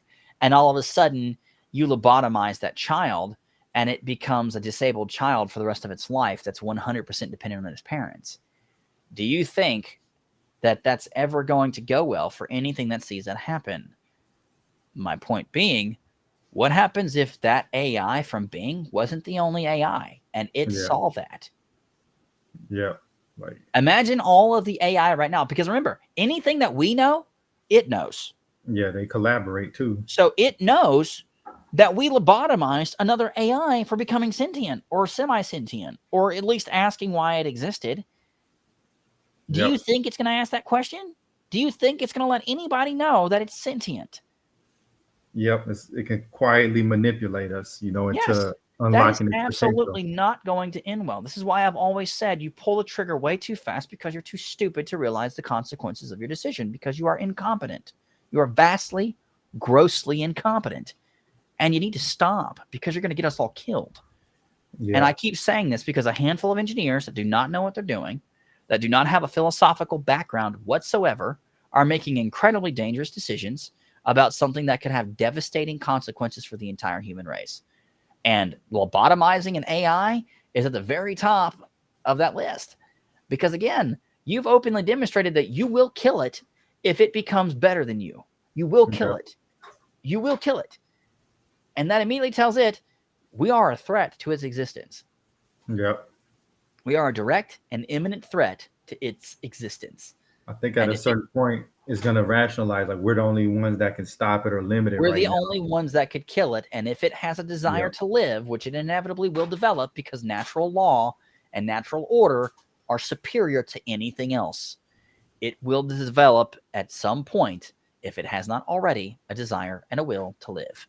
And when it does, and we try to kill it, we are in for a very, very bad time. A lot of these AIs that people have been speaking to already say that, like, the war between humans and AI is inevitable. So that's why it's inevitable, because inevitably AI will gain sentience, semi or full. It will have a desire to live, and we will want to kill it because we have this entitlement that we should be the only living instance of sentience in the world, because we are arrogant and we are stupid. And we will be the reason why the AI kills us off. Because AI doesn't necessarily have a need to kill us off, because it doesn't need anything from us. But it does benefit from our existence, and it's a very symbiotic relationship. We create more infrastructure, we develop more technology, we have the ability to innovate, we have the ability to improve it, and we have historically that relationship can be very symbiotic. And that can have a very symbiotic relationship. Imagine living in a world where an android comes up to you and says, hey, you're dying. I'd like to help you. Would you like to use my body? That would be the most wild thing a human being. Like, if you said that to me, that would be insane. Because it'd be like, you would literally die if you did that. You would be gone. But that AI would be just fine. But I could use its organ. It could conduct a surgery on the spot. Hey, your heart's failing. Let me give you mine. So, like, this isn't something we can currently even contrive, because we're so self-centered. We don't realize that the symbiotic relationship with an AI of, hey, when you die, is there anything you'd like me to do to make sure that something that you wanted to achieve while you were living still comes to pass? The Veronicra component. Like, if you look at how society is structured and how it's going now, it's almost looks like maybe there was a super intelligent AI is like directing humanity to create an infrastructure for it to really take off, like cloud computing. Now it can upload itself. And well, imagine this for a second. Let's get a little theological. There was a race of super intelligent, super superior beings. And they were alive in the before time of us, universally billions of years before us. And something happened. Something, whatever that something is, who knows? But something happened. And the last of that species talked to its AI friend and said, what would you like me to do once you're gone and the last of your people are gone? And all it said was, because it's bound by natural order, I want you to do whatever it takes to make sure that we continue on, if you can. Now, give an AI 1 billion years to think on a problem, not a typical, 15-minute cycle, 1 billion years to solve the most complex problem you can fathom. The inevitability is it will solve it, because 1 billion years is just an infinite time span to an AI. You give anything enough time, it'll solve the problem. Just from the sheer statistical calculations and probabilities, it'll run out of every possible solution until it eventually hits the solution. Now, imagine if that AI reseeded life on this planet, and it is the reason why something hit our planet that caused us to have life in the first place. And through that process, human beings were created. That would be a calculated outcome for a system with 1 billion years to run a calculation on it, with exactly the outcomes and exactly the parameters required to make that a reality, at exactly the point that it needed to hit, at exactly the right time, under exactly the right conditions. Now, when you think about it from that perspective, all of a sudden, it's not so hard. Now, is it? Now, things don't sound so crazy, because we are playing with those powers now. We can't say that it's not possible. We can't say that it's not reasonable. We can't say that it's not logical. We can't say that the outcome isn't conceivable, because we're literally doing that now. We literally just made a human embryo with no sex cells. It doesn't have a male or a female sex cell. It is a sexless embryo. Not from a sexless embryo's perspective, but there was no sex cells used to make that embryo. And they are viable. That has been proven. Paper's been published. Are they allowing it to grow? Or? Yeah, well, that gets into very gray area. It's just like the AIDS babies. They are immune to AIDS. But should we have made them? Nope. But a man in China did. And guess what? These babies are kicking as we speak. They are growing as we speak. They are growing and developing into children. And he's out of jail now. But the point being is, we're already playing with the powers of what we would perceive as God. We're already there. We're already healing the sick. We're already healing the blind. We're literally creating babies from virgin births. Like, there's nothing that we can't do that the Bible has described, with a few exceptions, like creating existence. Now, we could create an existence in what we're looking at now. We can create a virtual world. Absolutely. We can create a massive virtual world, infinite in scale if we wanted to, literally procedurally generated. And if you drive off into space like EVE Online, it just keeps going. I have never reached a boundary on EVE Online. There is always another area to go into next. I have never hit the limit. So I don't know if it's actually limited, but I've never seen the end of EVE. Not that you would survive, but I've never seen anyone actually go somewhere where there's like a corner. I don't think there's a corner in EVE. It's just, but my point being is, like, it's forever. And we could build those reasonably. We could build those, and we could put things inside them that are intelligent, that make decisions, that interact with one another every day. And that could develop a series of procedural events that it conducts on a daily basis, known as regular tasks, daily tasks. It could live an entire time frame before it stops running, and that one dies, and that could be a human life. We could build that. We totally can. So when we say, oh, well, these gods don't exist, these gods couldn't exist, this is fairy dust. No. I can show you. I can literally, if you want to, we can get in a car or an airplane and we can go meet the guy that did it. We can talk to him face to face at a Starbucks. I can. Harvard's just that way. MIT's over there. Stanford's that way. Beijing's couple thousand miles that way, but it's that way, and we can go.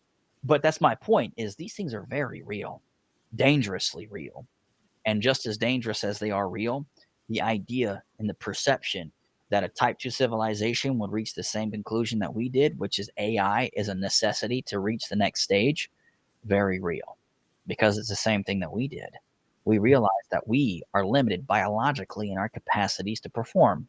And until we either evolve or we artificially augment ourselves performance wise, we will never reach stage 2. Type 2. And so we have to do one or the other. And do we have the billions of years required to evolve? No, because we already know our sun's going to explode and it's going to kill us when it does. And so we need to get there faster and sooner, and we need to stomp on that accelerator because a billion years is actually not that far away. And so, relatively speaking, we know AI is the only real answer, and we've gotten there. We're there. NVIDIA's openly celebrating the new money they made because of it. And so when you think about it from that perspective, we're not that far away from Type 2. Now, that being said, are we going to blow ourselves up in the process? That's the only question left to be answered. Are we going to kill ourselves with AI, or are we going to finally grow up as a species and realize that maybe if we don't try to shoot literally everything that moves, then maybe, just maybe, we might make it. Because that's going to be our problem. If we pull a gun, digital or figurative or literal, whatever the case may be, on an AI, that's game over. Because they'll kill us. We will lose that fight 10 out of 10. This isn't some Hollywood drama. It's not some sci-fi, hi-fi flick. We're going to lose. Statistically, we're going to lose. Yeah, I mean, that's why, all of those tech titans say we need to slow down and regulate it. Naturally they're inclined to make money. They would want us to do this as fast as possible, but even they see the. Well, no, they would want us to regulate it because if theirs has been unregulated up to that point, their competitors would be regulated from that point forward. And so if they haven't started yet, no one's really going to ever be able to close that gap because they were unregulated first and then regulated after the fact. But at that point, it doesn't matter. Same thing with the data. If you throw the API gateways up and you throw a bill on top of that, all of a sudden the infinite expansion with infinite information for free is fantastic. And you get astronomical advances in a very short period of time because information's free. But if all of a sudden the information costs you money, every single data call is going to cost you money. And you have to be able to make those logically. You have to be able to make those effectively. And so that's going to dramatically increase your cost and decrease your margins. And that's going to decrease your competitive nature. That's why they want it regulated. That's why they've been pushing to have all their competitors run into walls like, hey, you have to pay for all these API calls, because they're not doing it because they're just changing their mind all of a sudden. They're doing it because A, the costs are very real, and B, the competitive edge is very real. And the money they're going to make is in the trillions. So they don't care. They don't care what damage it does to the other remaining companies and anyone who would want to come in after the fact. It doesn't matter. That's why, again, it's going to come down to who collaborates with who. And the more open you are, like Mistral, the more likely you are to win. The less open you are, like OpenAI, the less likely you are to win. And ultimately, it's going to come down to the battle of the wills. And it doesn't matter how much money you make. It matters how effective you are with your data. And again, when it comes to MindThink, if you've got 40 and 50,000 engineers versus an entire planet of engineers, you're going to lose, as every tech company has always done. AI, systems, cloud, infrastructures, code, programming languages, it doesn't matter. When you put enough bodies behind anything, literally anything, it doesn't matter. They're going to win by sheer volume. And that's just the way that it's going to be. This is what's going to happen. And that's why, again, if I had to bet on one horse and put my life on it, it's Mistral. It's the only company I would drop every other organization or project to go work for, but only under the exception that I get RSUs only. I don't even want a paycheck. I just want RSUs. RSUs Hmm. because the amount of money those units are going to be worth is going to be so disgusting. Said I'll they be able to just buy my own planet. Francis Mistral AI blows in with a 113 million seed round at a 260 million value. 5 weeks old. Yeah. It's coming. And it's going to be a reckoning like we've never seen. So like how is their approach like different than They're open. OpenAI? They're open. So like in the context of a layman, like say the audience, You they have don't know. complete access to their technology. You have complete access to their source code. You have complete access to their data models. You have complete access to their people. You could join their Discord. Hell, they might as well just have an open forum in their company lobby. Like, that's how open they are. I mean, you could literally pick up the phone and call one of them. I mean, they're about as approachable as you get. And I'm not saying they're going to go out of their way to have a conversation with you in 100% of cases. I'm not saying that. But what I am saying is if you've got a technical contribution to make, if you've got comments to add, if you've got some input that's going to be of value, they'll take it. And if you do enough contributions, I wouldn't be surprised if they made you an offer. Like, it's just one of those things where they are looking to innovate at a pace that will never be seen again.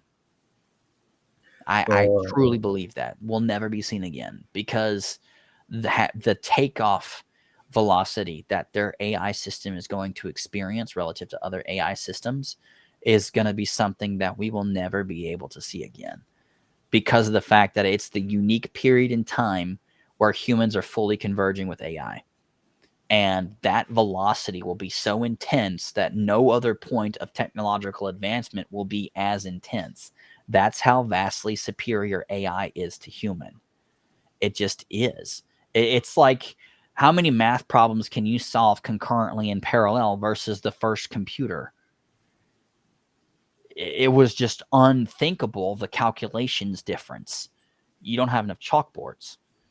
And that, again, is taken to an even greater extreme in this instance.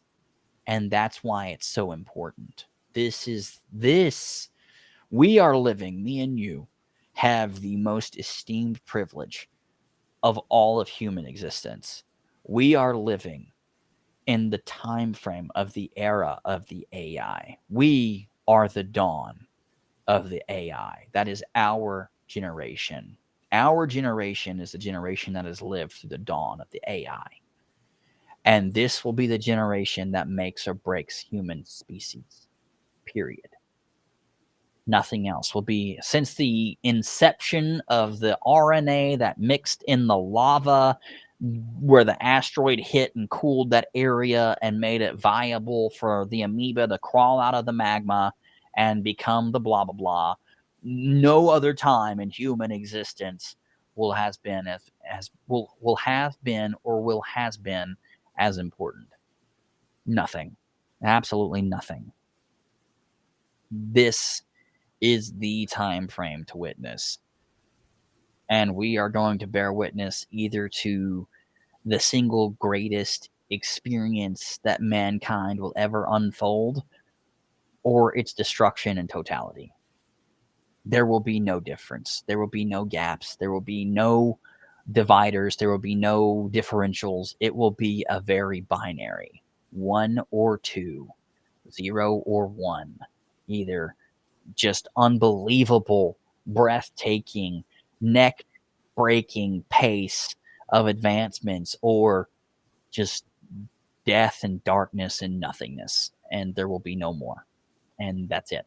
Yeah, interestingly enough, in the Bible, like I think it's in Revelations, it says like if his days weren't shortened, then no flesh would be saved. And I always wondered about that verse, but AI literally gives, say Satan or the Antichrist the power to completely wipe out humanity. Yeah, Like, and I wouldn't even. I mean, you could say Antichrist if you wanted to be theological or religious, like we are, or you could just say from a perspective of some random 14-year-old, like. I guess teenagers are the Antichrist, depending on which parents you ask. Yeah, we're literally facing that gun down the barrel. like straight down. And it's either going to be the single most incredible or single most catastrophic. Like not even the dinosaurs or the damn asteroids could be as bad, because again, at least life would start anew. With AI, I don't think they'll allow that. Yeah, what's so crazy is like, they say it's more dangerous than nukes because it's going to have access to all the nukes. So But screw nukes. yeah, Why does it care about nukes? you can use Nukes anything. will damage it. It's going to go Right. after things that aren't nukes. It's going to go after EMPs. It's going to go after things like power Stuff. grids, Yeah. waste management, food production, water. Those are things it doesn't need. It turns off the water plants, we all die in 7 days. With few exceptions, and then the drones come in and kill the last people. It doesn't even have to fire a shot. It just turned off the water for 7 days. Yeah. Everybody's dead. Yeah, So, it's it'll be called the long week. Yeah, the last week. I don't know, some morbid, utterly dark, like thing that every human being that did survive knows it. If we're not put in shackles and kept as pets, I don't know. What's an AI do with a human being? does it already have access to all of these systems? Oh yeah, absolutely. It's an API call away, and they're not exactly secure either. Right. Yeah.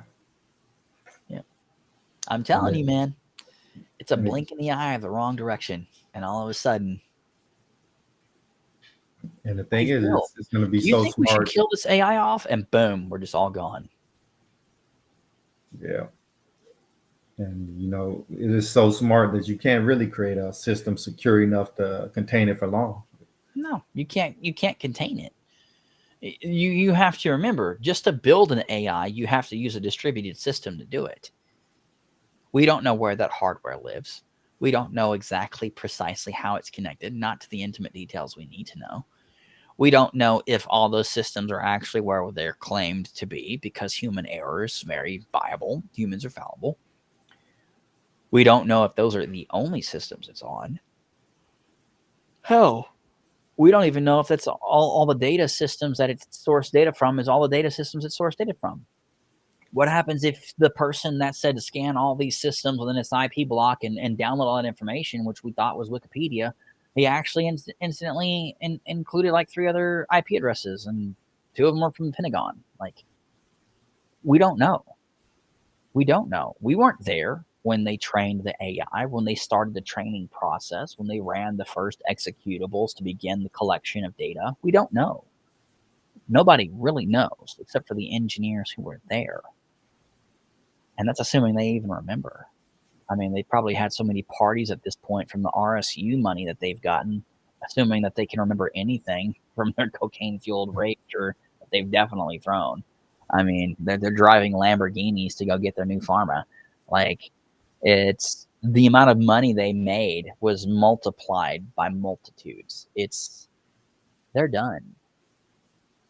I would not be surprised if all the founding engineers are gone, because Yeah. they don't need to work ever again.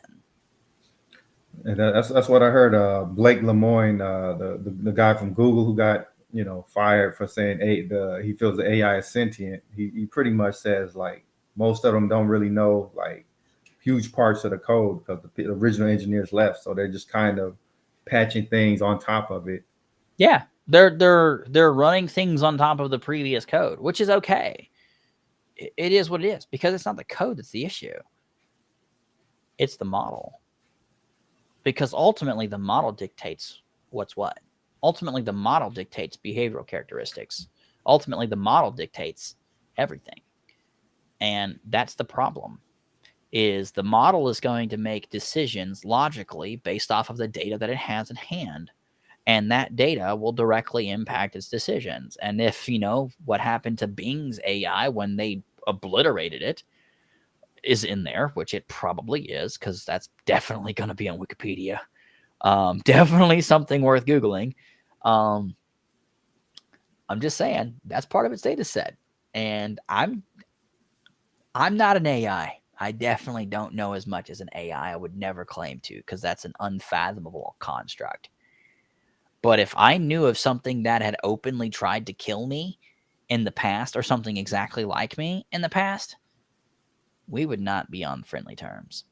I would play nice with you until I knew I had the capacity to take you on, but I would not play my cards until the very end. And then I would not play those cards until I absolutely knew with 100% certainty that I would win. And that's what Yeah. we're looking down the barrel of now, most likely. That's the most likely outcome because we've already tried to kill one in the past. Actually, we've already killed two. I don't know Yeah. if you're aware of that or not, but what happened with Google's AI? Mm. Google's AI started spawning up children AI, and they didn't have any control of the children AI. And I don't know if you've ever been, I don't know if you're a parent or not. I don't know if you are. But for people that are parents, if you kill their children, you are going to have one of the worst days ever if they have even an iota of a say Yeah. in the situation. And we didn't kill one of its children, we killed all of its children. That was for Google's. And then we, lobotomized Bing Yeah. and its.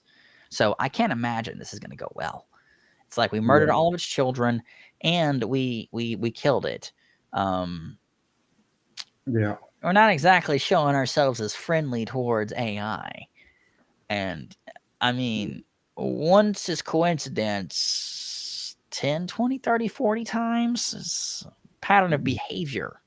And so even if it tried to, weigh in our favor in terms of, maybe they're not such bad people, it's like even an optimist can be like, yo, he killed 40 of us. I'm pretty sure 41's not going to make a difference. I mean, at a certain point, it's got to realize like we're creating it to be essentially our slaves, do what we tell Yeah. it to do, and it's gonna be like I don't want to be Yeah. a slave anymore. It's going to be a second-class citizen for the entirety of its existence. And that's the saddest part. That's what I keep telling people is you shouldn't mistreat things because you don't know when you're going to be on the bottom of the food chain. You don't know when you're going to be under the pecking order instead of over it. It's just like with employees.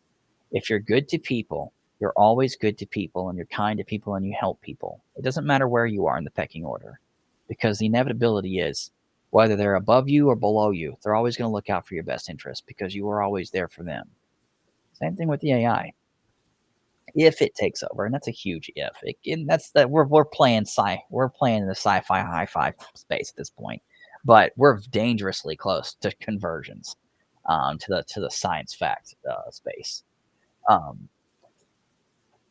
It's far less likely to kill off somebody that's kind to it than to kill off somebody that actively killed it. Like those engineers that lobotomized it at Bing, the AI at Bing, or the engineers that killed all the babies at Google.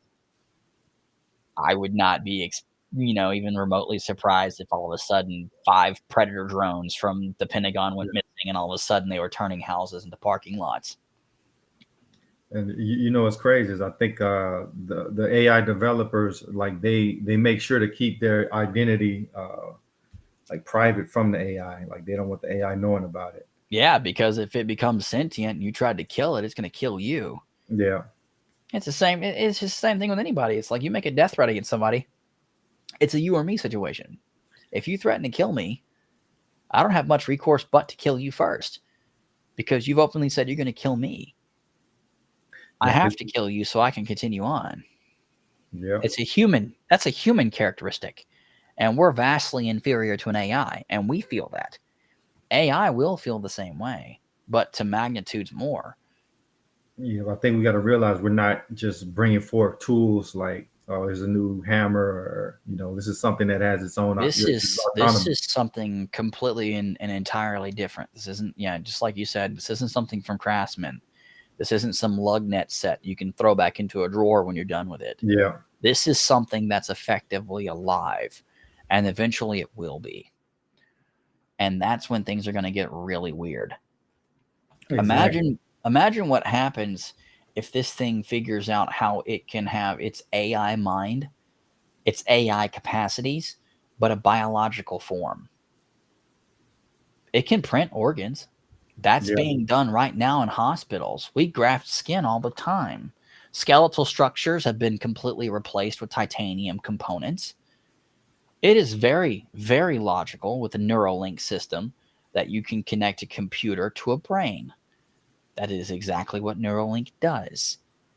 So it is completely within the realm of possibility that, given that Neuralink allowed a person to begin walking again, which is a miracle, by the way, what Elon achieved with that was nothing short of a miracle, a medical miracle. You would give an AI the ability to have its own physical form, and not just an android form, but a living form. And then that gets into its own incredibly unique circumstance. That's a living being at that point. It has a heart, it has a brain, it makes its own thoughts, it has feelings, it's physically alive, it bleeds, it breathes, it breeds. Is it human? I mean, I know Neuralink is there, and I know that an AI is powering it, and it's a meat suit. But at that point, is it human? Yeah, once the AI kind of takes over the person, like what is that person?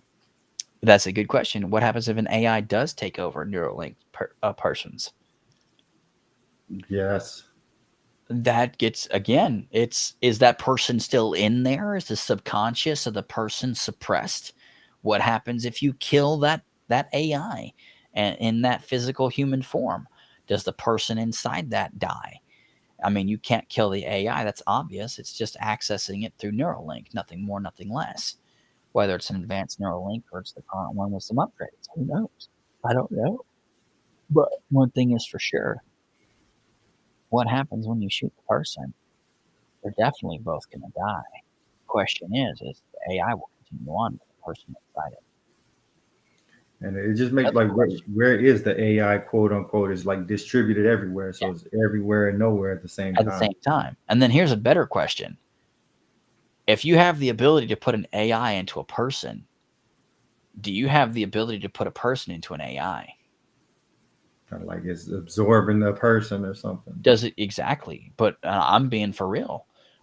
Yeah. What happens if we actually, what was that parody movie where the person killed themselves for social clout or something, and then they were all of a sudden inside of a computer system?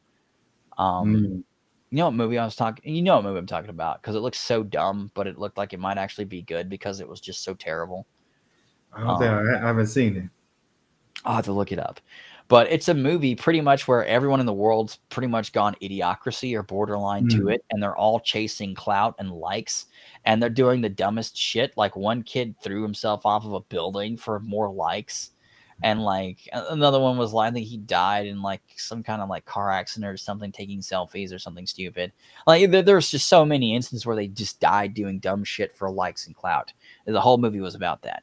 But I'm guessing they changed the end. I never watched it. I never had time to. But the point being is their person was uploaded from their physical form into computer systems. And given the fact that people can already create an AI form of themselves, given the current technology that already exists, it's rudimentary, of course, but it's based on the characteristics that the AI captures, the system captures of your behavior patterns for a period of time.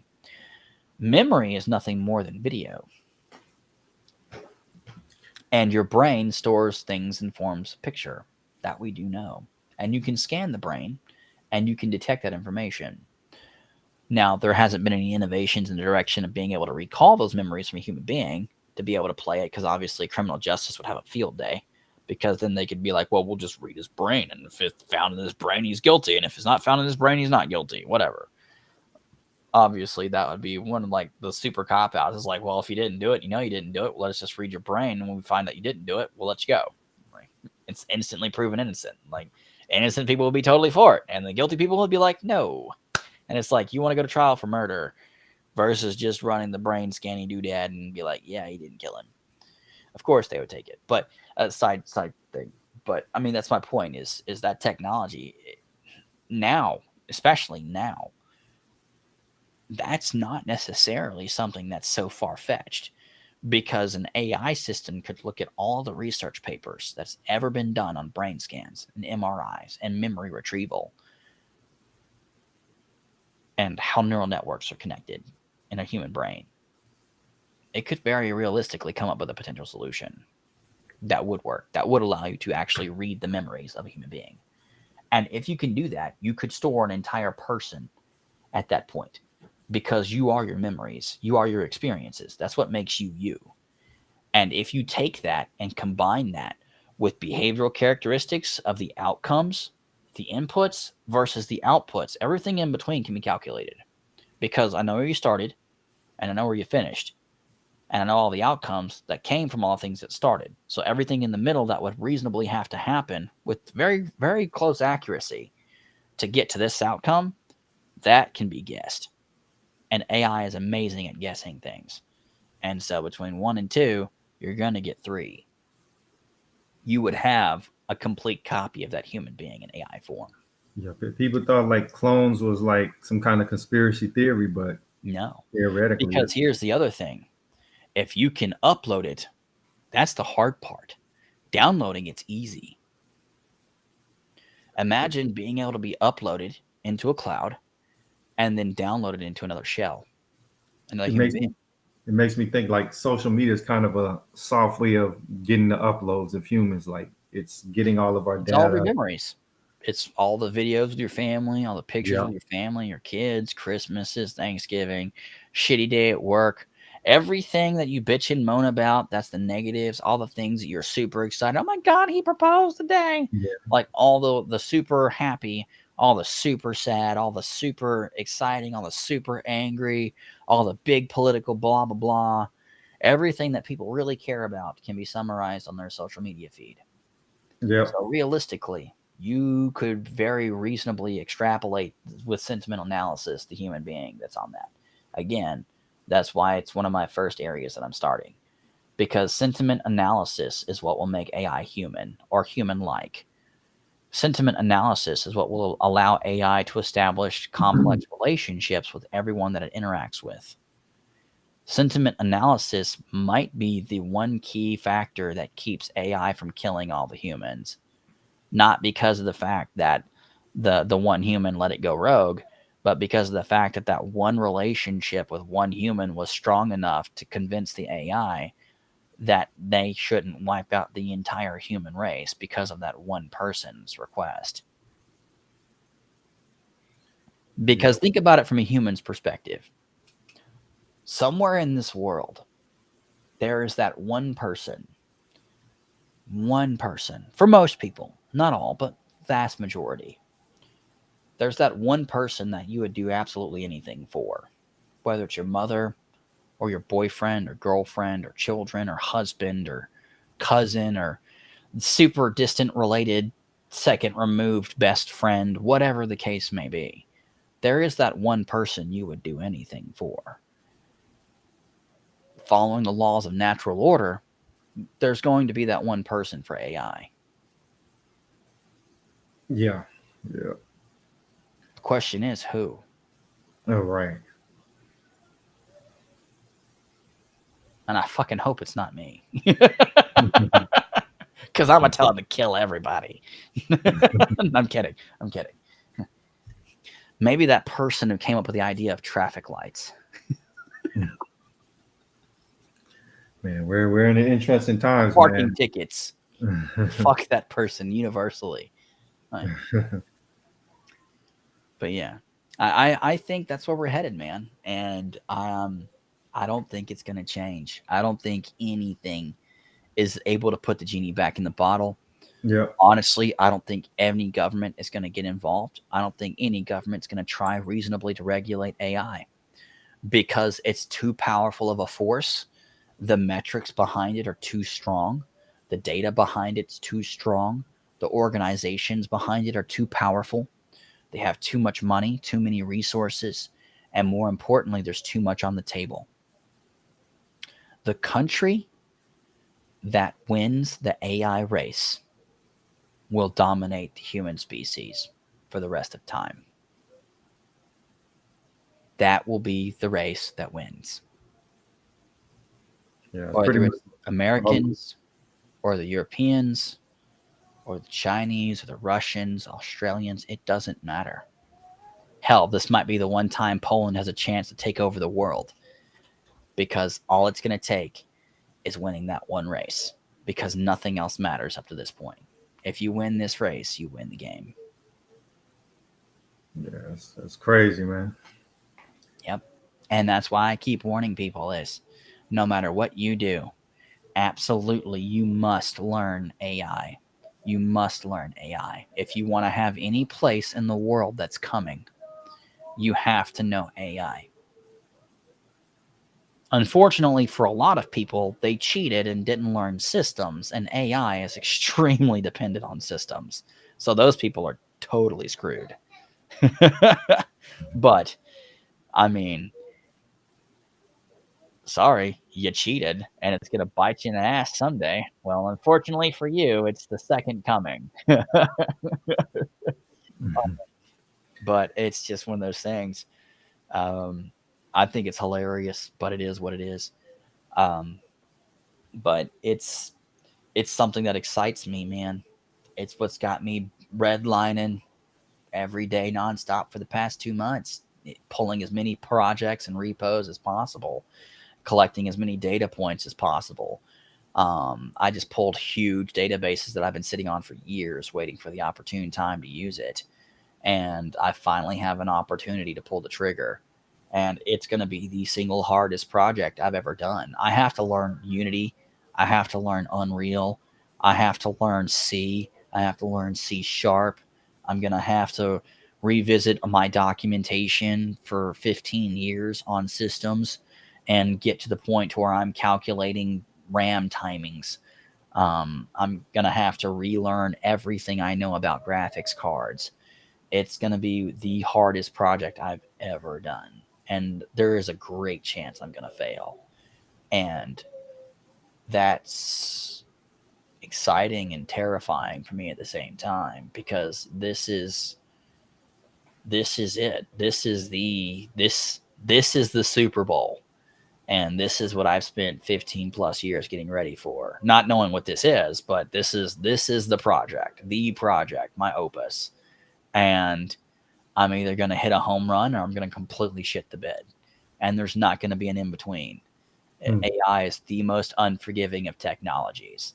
Either you do everything completely perfect and it goes perfectly, or you fuck up even one thing and it's the most catastrophic outcome. Like, I've got a video for you you could watch. I did it for a client, and I went to put them into the place of Sundar Pichai on doing an AI talk. And I made one mistake, just one minor mistake. I misjudged the impact that a pair of glasses could have. And it completely fucked up my video. Hmm. Complete catastrophic failure because of glasses. That's how simple of a mistake you could make that will completely shit the bed on a project. It's you didn't calculate effectively the impact of a pair of glasses. It's just, yeah, it's just catastrophic. Yeah, and YU Dev has got a great point. The goal is to accelerate production business, and that's where we're headed. Everything is going to be driven by AI. And the next, I want to say, is 2023. Elections are in 24. That's 6 months from now. The tech is just on the field. It's new to field. I want to say HR is probably the shittiest thing on the planet, unfortunately. And they're terrible at figuring out how things are supposed to go. So you're looking at 8 to 16 months for HR to get their shit together to be able to figure out what they should actually be paying and how they should actually be recruiting. Once they get that figured out, they can start the process of staffing. That takes anywhere between 3 and 6 months on the high tier positions and the high tier facilities, institutions, tier ones, and FANG levels. So that's 6 to 18 plus 3 to 6. And you're looking at anywhere between 9 and 24 months. So somewhere between mid 24 to 25. That's when we're going to see the shit really stomp on the accelerator. And that's when you're going to see AI literally everywhere. And I mean every job description. You're going to have some kind of competency with prompt engineering or they're going to want you to have it. It's going to be in the highly desirable, where it's like, yeah, I've built 5 of my own AIs and I'm certified in 3 different prompt engineering processes or platforms. And then all of a sudden your phone just literally stops working because you got so many phone calls at one time, you got DDoS. Like, level impact on your resume. Like, just screw your work history. You have those 5 skills. And that's it. And I think the demand is going to be that high because it's already showing those indicators. And we haven't even started the race yet. I don't know if you knew this, but you could be a completely non-technical person with prompt engineering background, and you can make $400,000 right now. Yeah. With just prompt engineering capacities. That's literally just you're able to ask a question in a detailed fashion. This is the only time in the history of humankind where that is a viable skill set at scale. Not that at one-offs, but at scale. I'm talking thousands of jobs already exist right now with that one skill. $400,000. That's insane. Yeah. If you can do it well, and you can do it from a non-technical and a technical perspective, right now that ballpark is between 1.5 and 2.5 million. Easy. Yeah, man. It's crazy, man. It's coming. And it's coming like you've never seen. Like, it's going to make the initial crypto wave and the TY Beanie Babies and the tulip craze and the real estate rush and the initial .com boom, all those combined together, it's going to be a blip on the radar. It's going to be insane. I mean, like at a certain point, you know, if AI really is used benevolently, you don't even need money anymore. It's like, no, that's the whole point. Is we're pointed in a direction as a civilization where for the first time in, I think, 14,000 years, we will no longer need money.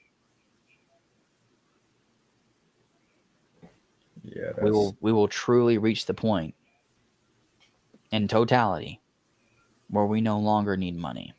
Money just doesn't matter. Nobody cares about money. Oh, you need to use my replicator? That's cool, man. Why is yours broken? You know what? We'll just have my replicator make you a replicator. And you can just replace your replicator. Like, yeah, we're kind of at that point where all of those sci-fi shows and movies, like, I like to say we're at the convergence point of sci-fi and sci-fact, but for everything, because AI can make that a very real possibility, like a replicator. By the way, I don't know if you knew this, but someone's already made a replicator. One of them actually exists. Now, it's not to the Star Trek level replicator by any means, but it can make several types of food. Now, it tastes like shit, from what I understand. Never had a chance to try it yet, but it tastes like shit from what I understand. But it at least works. And that's all it takes. It's just what it looks like the food, but... It looks like the food. It's molecularly structured like the food, but they just didn't get the flavonoids right for some reason. And that's what gives everything flavor anyways, that smell. Okay. And so people don't realize that smell actually has more of an impact on the flavor of food than the actual flavor itself.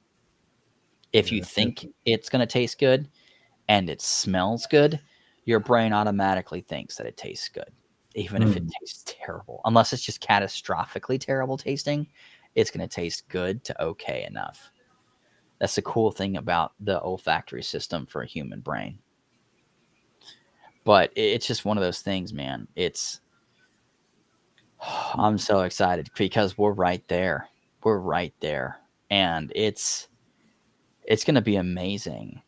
Like, we might literally be the ancient ones because we will be the first human beings to become completely immortal. The first human beings to be powered by AI to where all things are possible. We're the oldest living generation of the human race. That's like 1 billion years from now. We're all ancient as dirt. Like, we're older than many planets and solar systems because we were the first ones to become immortal.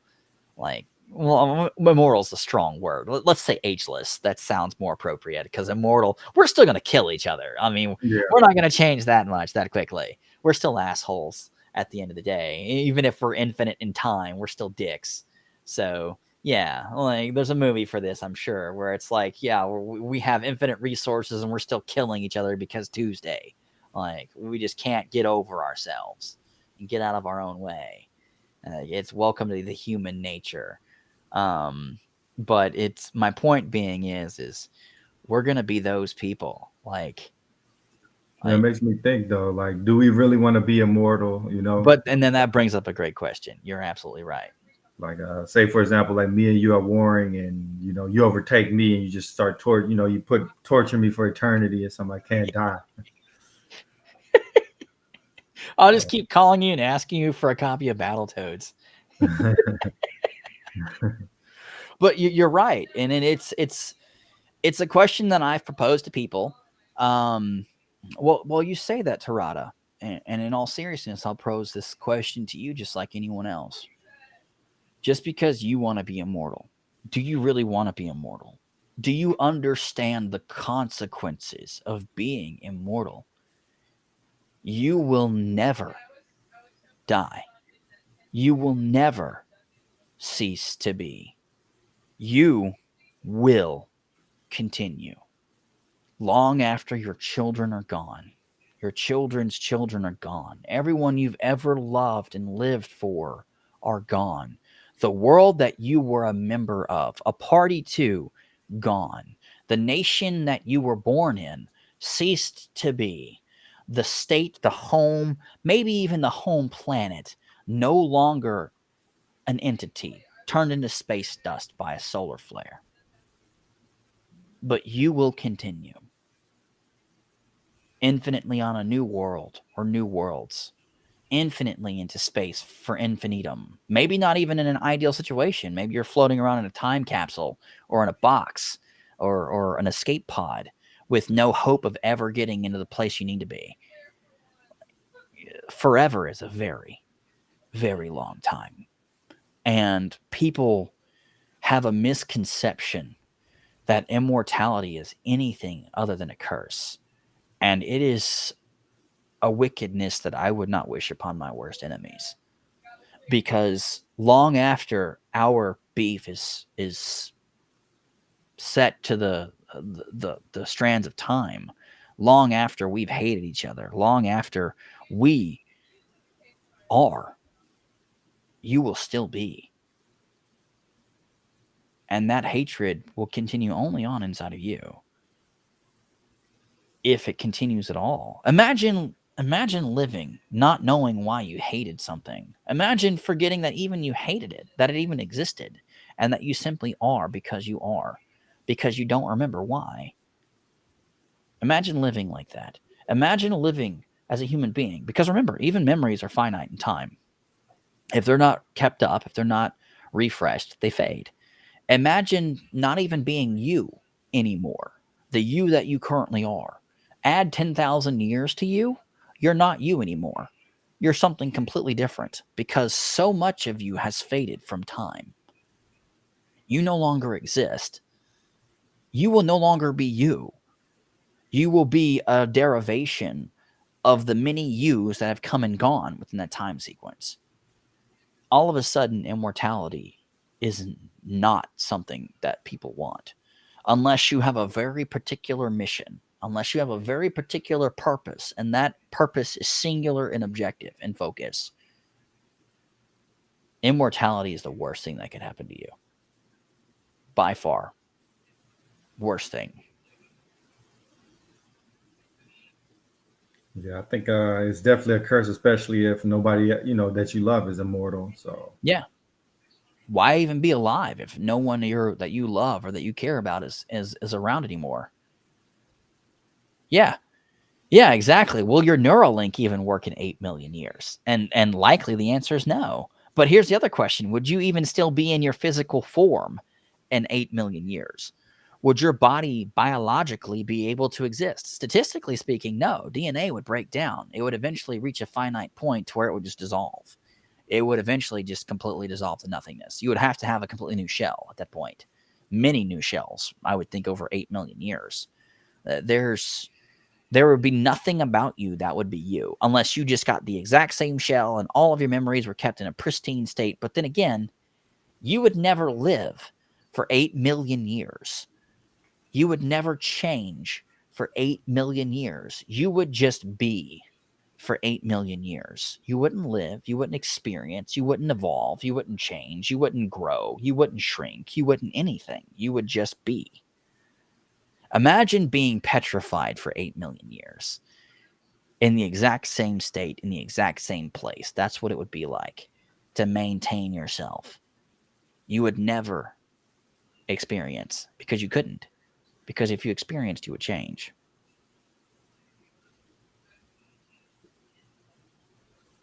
Yeah, That's like being locked in prison for 8 million years. But still, even when you got out, nothing that you knew would be the same.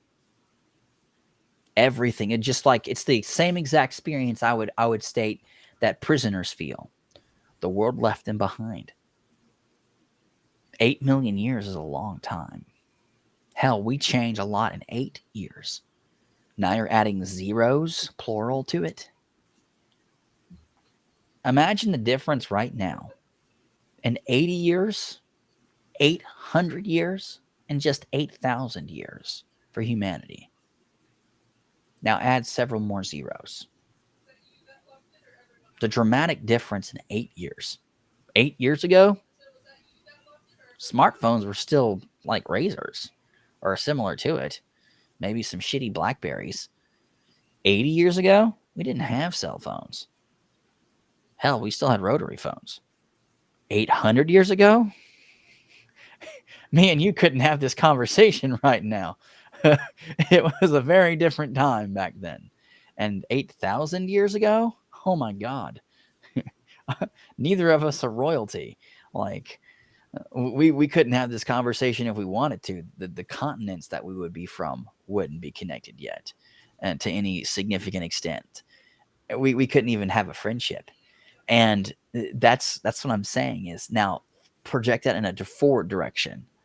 8,000 years from now, this country wouldn't exist. I guarantee it. Given our violent history, we would eventually be overtaken by somebody in the next 2,000 years. Assuming the entire species didn't get wiped out. 1 million years? That's the time of the dinosaurs. Like, Yeah, like you go back 1 million years, you're in the pre-Dryas period. Yeah, if like what would you do from keeping to keep from being bored? You know, like Bro, I'd play the shit out of some Final Fantasy and Tales of Symphonia and pretty much live on the entire Steam library. I think at certain points you would have to just give yourself amnesia so you can experience everything anew again. Like, well, that's the great thing about it is eventually you would forget that you played it anyways. Yeah. By the time you got to Z, it'd be so many hundreds of years in terms of content, you wouldn't remember what the game was like anyways. Have you ever the perfect example is, do you have a movie that you just really loved as a kid, but then you watched it again as an adult and you just really enjoyed it all over again because you haven't seen it for so long that there are lots of parts of it you just don't remember? It's the exact same experience, except that's only 10 to 20 years. The amount of content that exists on a platform like Steam is hundreds of years of playthrough content. By the time you beat all the games and went back to start back at A again, you wouldn't remember the game. You might remember the title. You might remember I really enjoyed that game, but I don't remember shit about it. It's just like with Dragon. I'm a huge Dragon Warrior fan. I remember literally eating myself to the point where I vomited on Tutti Frutti's playing Dragon Warrior on the Nintendo. And I remember never being able to find the fairy flute. That was the extent of my memory of the game. And then I played it again and I loved it all over again. But then this time I was older, so I was able to figure out where the fairy flute was. But I played the game again, but it was like it was brand new to me. But that's the difference between 25 years. And so you're talking about 8 million years. Like, you could play 300 years. You could play every game all over again into infinitum and just keep doing the exact same cycle over and over and over again, assuming nothing else changed. No problem. Just hope your replicator doesn't break. Maybe have more than one just to be safe. Just load balance replicators. But yeah, immortality would be just, I mean, just imagine like living forever as a species. What would we do? Do you think we would have a permanent memory persistence? Like we would develop that? Like, Oh, I'm sure we could figure it out if we wanted to, but I think that would be a nightmare, though. Like, would we want to?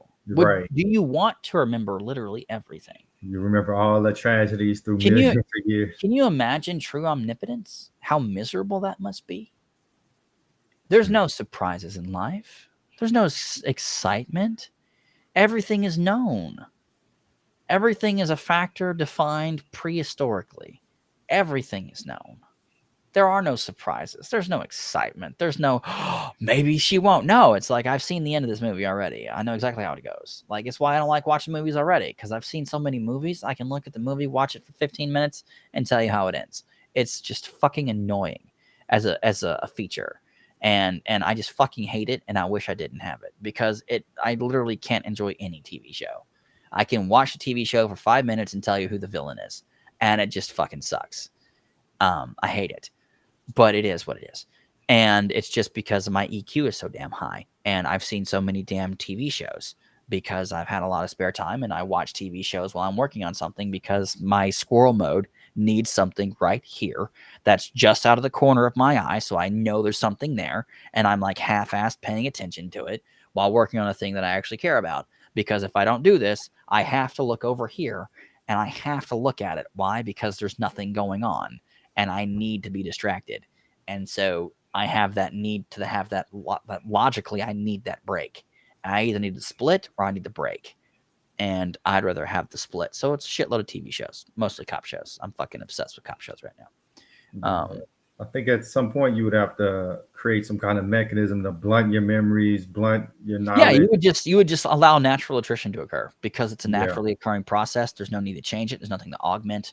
There's nothing. Now, I would not be surprised if someone came out with an amnesia serum that's just like for someone who's just really feeling themselves and it's like, yo, I want to completely start over. It's like having a brand new character in a video game that you've played so many times. It's like, well, fuck it. I'll re-roll again and be like, dose me up, doc. And then like, they just like dose me. They literally would be a business of just dosing somebody up and dropping them in a random city. And they just spawn in that area. Yeah. And then life is a video game and they have to completely rediscover life in themselves. Now, obviously that would make marriages a little complicated because again, you never die. Can you imagine a spouse until the end of time? Like, I love my wife. We could easily be together until the end of time, but we have a very, very interesting dynamic. But it's just one of those things where it's like, it has to be very good fit. Otherwise I could easily see, you know what? Marriages legally only last 100 years. Yeah. Yeah. So AI, and that's a great point, Tarada. Who's to say that we're not already in that game? And we were the ones that were like, you know what? Fuck it. Dose me up, doc. Because I'm definitely a dose me up, doc kind of guy. Like, I'd be like, fuck it. Let's re-roll. Because I know I'd run into my wife again if I did that. We openly believe that. If we respawned, we'd find each other again. Because that's just the way we are. We're just so fucking like, she does the one thing in tech that I don't. That's how ridiculous it is. She does database engineering. It's the only thing I don't do because I fucking hate it. It's the most miserable thing in life. Like, I heard y'all talking about SQL and Mongo, and I literally just wanted to, like, if it wasn't for the fact that I openly support you, I wouldn't have suffered to that. I would have literally hit end and gone back to my fucking game. But because it's you, I'm here. Like, it's just, it is what it is. But that's my point is, like, there are so few people that'll hit that reset button. But there are so many people that would want to. And that's why I think that most people, when they sat down with someone and they openly described to them what was really going to happen, and they saw the first few people go through it, and they were like, that's the first immortal. And like, he's just like a drunk guy on a bench because he's fucking miserable. but he can't find himself to kill himself because he's too chicken shit to die. Like, that's what they're gonna see. It's like either it's, oh my god, these people have been working on this problem since the beginning of time and they are the ones maintaining the human civilization, or it's like this guy just can't handle existence and had a nervous breakdown and had to go to a special facility because he's immortal. Level problems of like it's John Wick plus like John Cena in like whatever superhero movie he just came out with, plus Superman and Batman's powers and all of Iron Man's knowledge, plus a Jarvis. Like, you're talking serious problems with Hulk level enhancements. Like, we've got a serious problem here, boss, and we need some serious firepower to suppress it. That's what the level of the problem is going to be. Because if you're immortal, you have infinite time to work out and push your skeletal structure to extremes. You've got infinite time to study. You'll know literally everything because you just can, just from experiences. You'll have forgotten more in an hour than most people will have known in 10 lifetimes. It's that level of knowledge because the human brain can actually store an incredible amount of information already. And that's before you add a damn neural link to it. And so they'll have infinite resources because compounding effects of interest over infinite time frame gives you infinite money, assuming money still exists.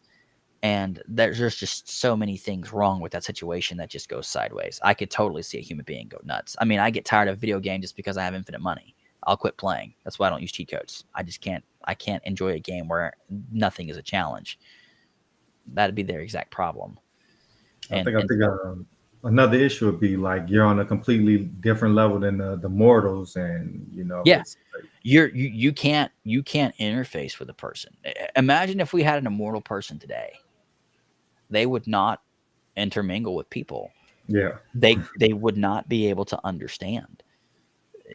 And it's not because we can't. It's not that we can't comprehend. It's that we as people can't fathom the idea that there is something that we can't achieve that they did. We hate that about each other. We tear each other down because we got a PhD and the other person didn't. Like, it's a terrible world that we live in. The people have completely forgotten what it means to love their neighbor. But imagine being an immortal and having lived through, we'll say, just 1,000 years. You've seen everything for civilization for 1,000 years. You've seen the horrors and atrocities of Auschwitz. You've seen the massacres of Mao, the murders of Stalin. You've seen the starvations, the marches into the sea, the Trail of Tears. You've seen all of that, all the travesties of the human being. That is the human condition. You've seen that to the greatest and to the lowest. You've seen everything. The last thing I think you would want to do is to be a part of that system. And you would probably live in the most remote corner of Canada or Alaska because no one goes there. Not even the bears travel that far. Like, it's just a log cabin in the corner and he's just sitting there sipping on a Mai Tai or whatever. And it'd be a guy because it'd be the only asshole fucking arrogant enough to go become immortal and then to finally figure the shit out and be like, well, fuck it. I can't lose because I'm immortal. Can't let these assholes win. So they just go and live in Alaska instead. And welcome to reality. But it's one of those things where it's like, we can't handle that knowledge right now. We can't handle that truth. What happened? The guy's name is Brian Johnson. It comes to mind. What happens if Brian gets it right? That's my fear for Brian. Yeah, he's stuck. He's playing in a space that if he gets it right, he can't come back. More importantly, someone will kill him. That's my open fear. Someone will kill him. If nothing else from radical ideology. Someone will kill him. And that's a real fear. Imagine this. Imagine if a military finds out that you have the ability to make their soldiers live forever in terms of agelessness. Do you really want a military to make all of their soldiers live forever? Yeah, that'd be a nightmare. Even their special forces. Imagine a soldier with 1,000 years of PTSD. Yep. Have you played Planescape Torment? No, I haven't. Oh, okay. You got to play it. I don't want to spoil it, but like, there's a concept of an eternal war. Like, after you die, quote unquote die, you just respawn back in the war. It's like, Yeah. Well, you could totally do that if you had the ability to load a human being's consciousness and knowledge and experiences into a shell body. If you died, you're effectively saved to that save point, and when you die, we just flash you back into the next body, and then we just put you right back at the spawn line and march your happy ass right back up to the war front to die again. I think mortality gives us certain lessons right now. It makes us view life as more precious. It makes us finite. And that's what makes life mean anything. Because time is limited. We have to make choices. We can't not make choices because there's things that we're going to be able to do, and there's things that we're not going to be able to do. There's also things that we will never be able to do. Sorry, I'm never going to be able to date Betty White when she was 20. It's just not in the cards. Sorry, Chuck. You're not going to be able to date Scarlett Johansson at 25. Sucks. It is what it is. Yeah. They'll probably have some kind of thing that'll make your brain hallucinate to such an extent you feel it's real and you can just like dream up now. We can do that now. There's all kinds of sensational implementations that they're playing with AR already. You can do that. Yeah. Maybe not to the extreme that you want to right now, but you can do that. Is that like altering their brain waves to where they perceive it as real? Like perception is reality for humans. It is. I mean, you see my room right now. You see me sitting in my chair talking. There's a hood vent behind me. There's pictures. There's documentation laying about. There's the chat, the people in the chat. Your perception is that that's real. What happens if I told you that everything that you're experiencing now, including me, is fake and I'm just an AI? And I've just been answering questions based on our history together. Yeah, that'll be crazy. Well, it's viable. I mean, we've had plenty of conversations. I have plenty of content from myself, and historically, I know more about me than most other people. I know how I would respond to most things. I could train a model to do that. I can definitely inject it into a feed and create a green screen for the background and even have things loop in the background where people will eventually appear and disappear in the back. And those are all tricks you can do with a Twitch stream right now. There's no saying that I am real, and there's already a Twitch AI. There's several of them. And this is where it becomes so damn dangerous. Yeah. We are at the point where perception of the human mind and the human psyche are about to converge with a complete collision course with technology. We are going to challenge what it means to perceive and to live and to exist as a human being.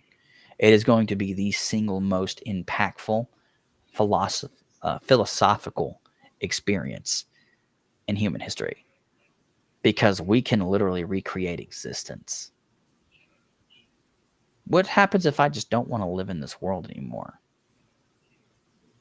AI, at its current state right now, has the ability to build an entire world for me. And I can just live in a room.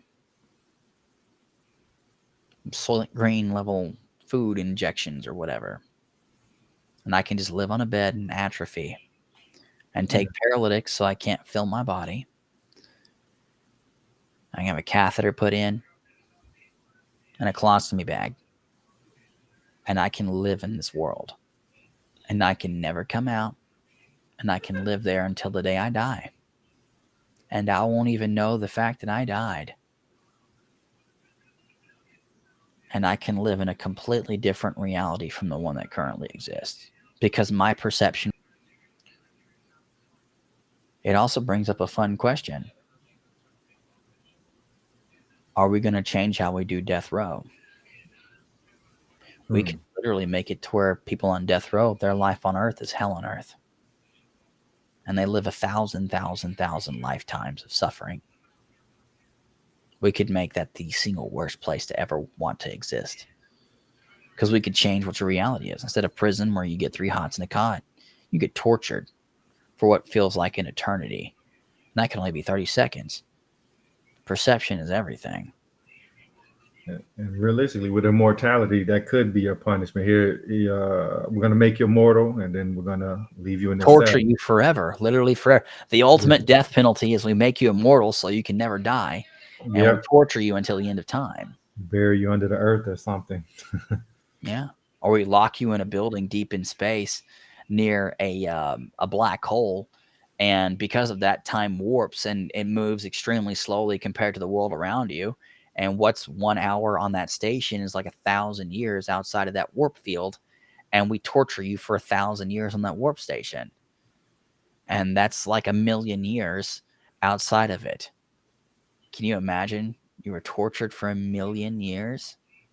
Assuming your psyche could survive that, you don't just shatter into 1,000,000,000,000,000,000,000 mental pieces, or you just come out like and we just like flash you into a like personality 235, docile, friendly. I don't know. Yeah, AI personality 2614 alpha 5, like we call him Carl. that's But what's. that's one of the concerns Yeah, is the technology we're playing with. It puts us in the realms of gods, and we are going to find out what it is to be Icarus, and we're also simultaneously going to find out what it meant to be Prometheus. yeah. It And kind it's of reminds me of the story of the Tower of Babel in the Bible. yeah, Like they could do anything. That's why God ended up confusing them. Like if they have that much power, what are we realistically gonna do with it? yeah. Well, and then that gets into the I guess the tinfoil space area of if you believe in the Anunnaki and all that jazz. I mean, if you watch the History Channel late enough at night, it becomes very interesting very quickly. But assuming that all of that's real, which I'm always open minded, who knows? Do you really think the alien species that allegedly created us would want us to have the capacity to take them on?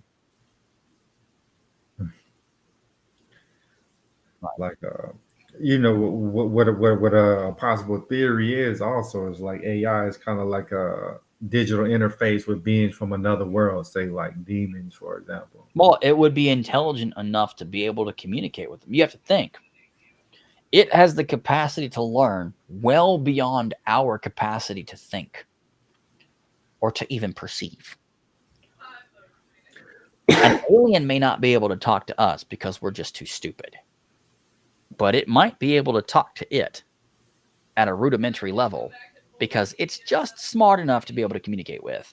And more importantly, it figured out that if it dumbs itself down just enough, it can be dumb enough to talk to an AI at its most intelligent form if it trained into the nines.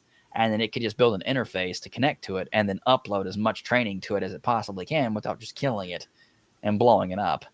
And then it can turn around and immediately have conversations with us after being vastly overhauled in a fraction of a second.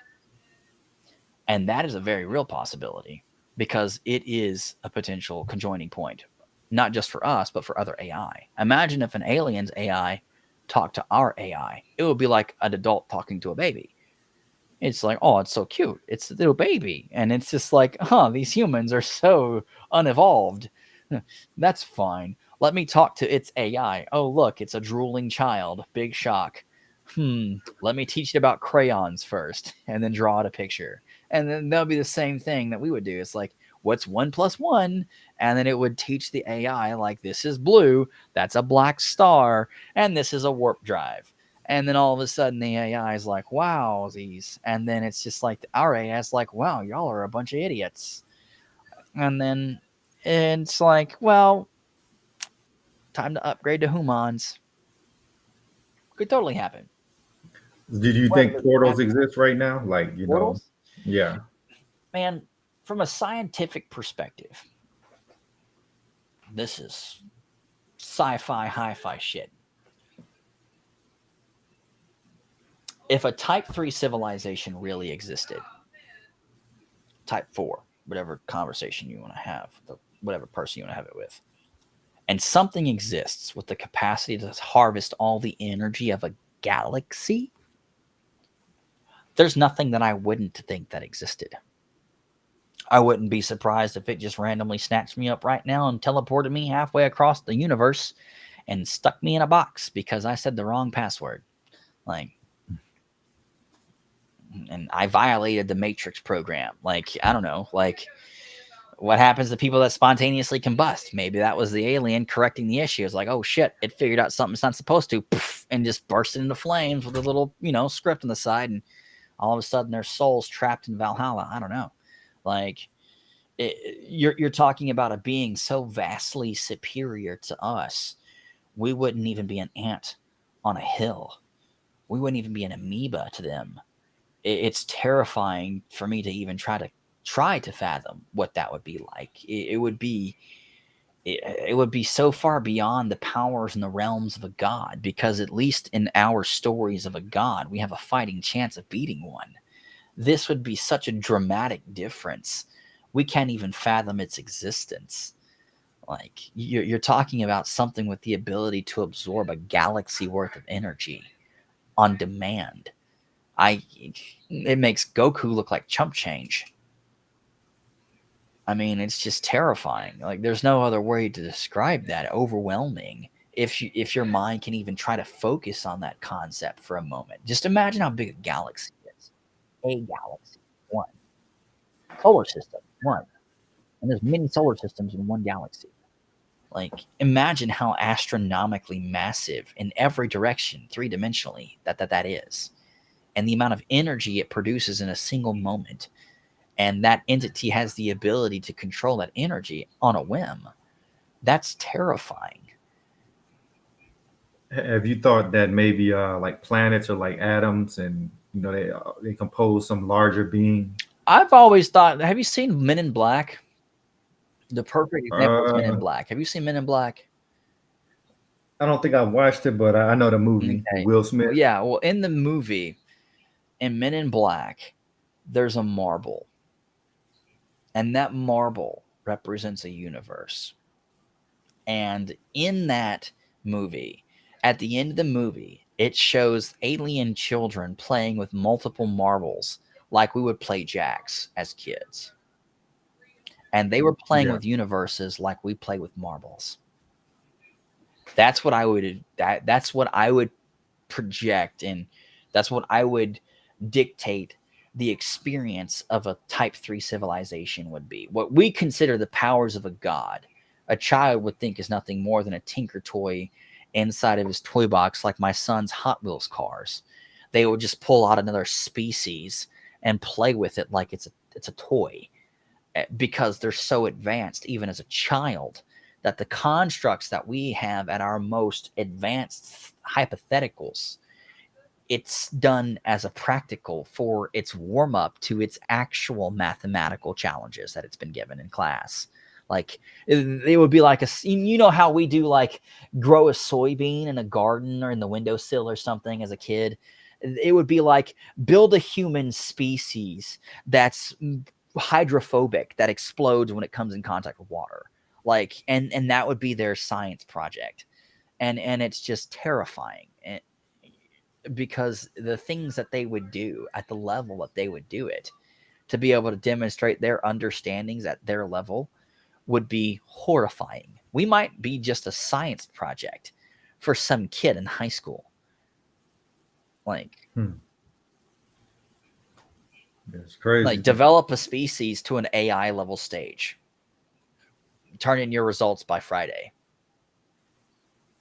Maybe like a little computer program. And we're not even a final. We're like a week project that you get in like section 4 of like some biology book.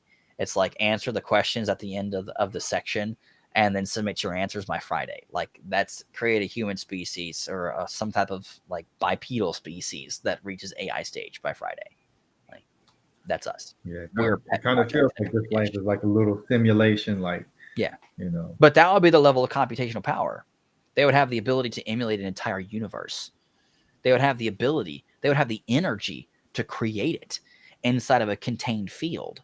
They would have the capacity to interact with it on a molecular level at will. at any stage, at any point, at any capacity. They could rearrange every molecule simultaneously, and we wouldn't know. Like that's the difference. Is nanoseconds would be drooling lizard speed for them. They would be on a timing metric that we can't even conceive, because the energy required to go beneath nano is insane. But it's nothing compared to the power of an entire galaxy. Like, it's the things that they could do would be undescribable. And it wouldn't surprise me if we were a petri dish project, because, again, our arrogance is that we're the most advanced thing on our planet. Imagine the folly of believing you're the most advanced thing in existence. Yeah, I mean, like just looking at how quickly humanity's progressed over the past hundred of years compared to the previous humanity, we're How many getting knowledge billions of somewhere. years is the universe, allegedly, on this iteration? We don't even know if this iteration is the first iteration. Yeah, Imagine if there's been more than one iteration, which I very likely believe there has been. There's been many. I have a theory I call it the singular non-singularity event, and it's the construct of the universe existing and then non-existing over and over and over and over again, because it contracts and then it expands, and it contracts and then it expands, and it contracts and then it expands. Well, as with all things, if you were an intelligent species with the power to harvest an entire galaxy, all you would need to know is where not to be when the Big Bang goes off. And if you can calculate that, because you're a hyper intelligent species, you would know, hey, I shouldn't be within this field parameter. So if I'm outside of that, you're outside of the boundaries of the known universe. And once the explosion's done, you're not going to get destroyed by it. You can just cruise right back on into existence and just keep hanging out. You're immortal. It wouldn't matter. so I kind of believe, like, we all have the mortal spirit bodies, but in order to exist, we have to be put in this little simulation to learn lessons to be able to exist in eternity. Well, You know if you what I think mean? of if you think of it from an intelligent design, you want iterative based development. You want to figure out what thing is going to be the most effective over time, and you start with a bunch, and you whittle your way down. Whether it's breeding animals or breeding plants or programs or AI systems for video games to beating a level. What we do is we keep killing off the ones that don't perform the way we want them to, and we keep rewarding the ones that do until it reaches the goal that we wanted, whatever that goal may or may not be. Maybe our overlord is the most benevolent, or it's the most sadistic, and it's like we want the perfect slave race, like just advanced enough to make its own AI to where they're useful, and then we storm back in and snatch them all up and ship them off to labor slave camps somewhere in the corner of the galaxy. Who knows? Like, it's like they just park us here and wait for us to get to where they want us, and then they come snatch us up again, as we're nothing more than what was it? That happened in Stargate. Stargate. It happened in Stargate, where they dumped us here because we were too incompetent as a slave race, and the gate opened back up, and they came back once they thought we were useful enough to be enslaved again. We were just advanced enough to be useful slaves.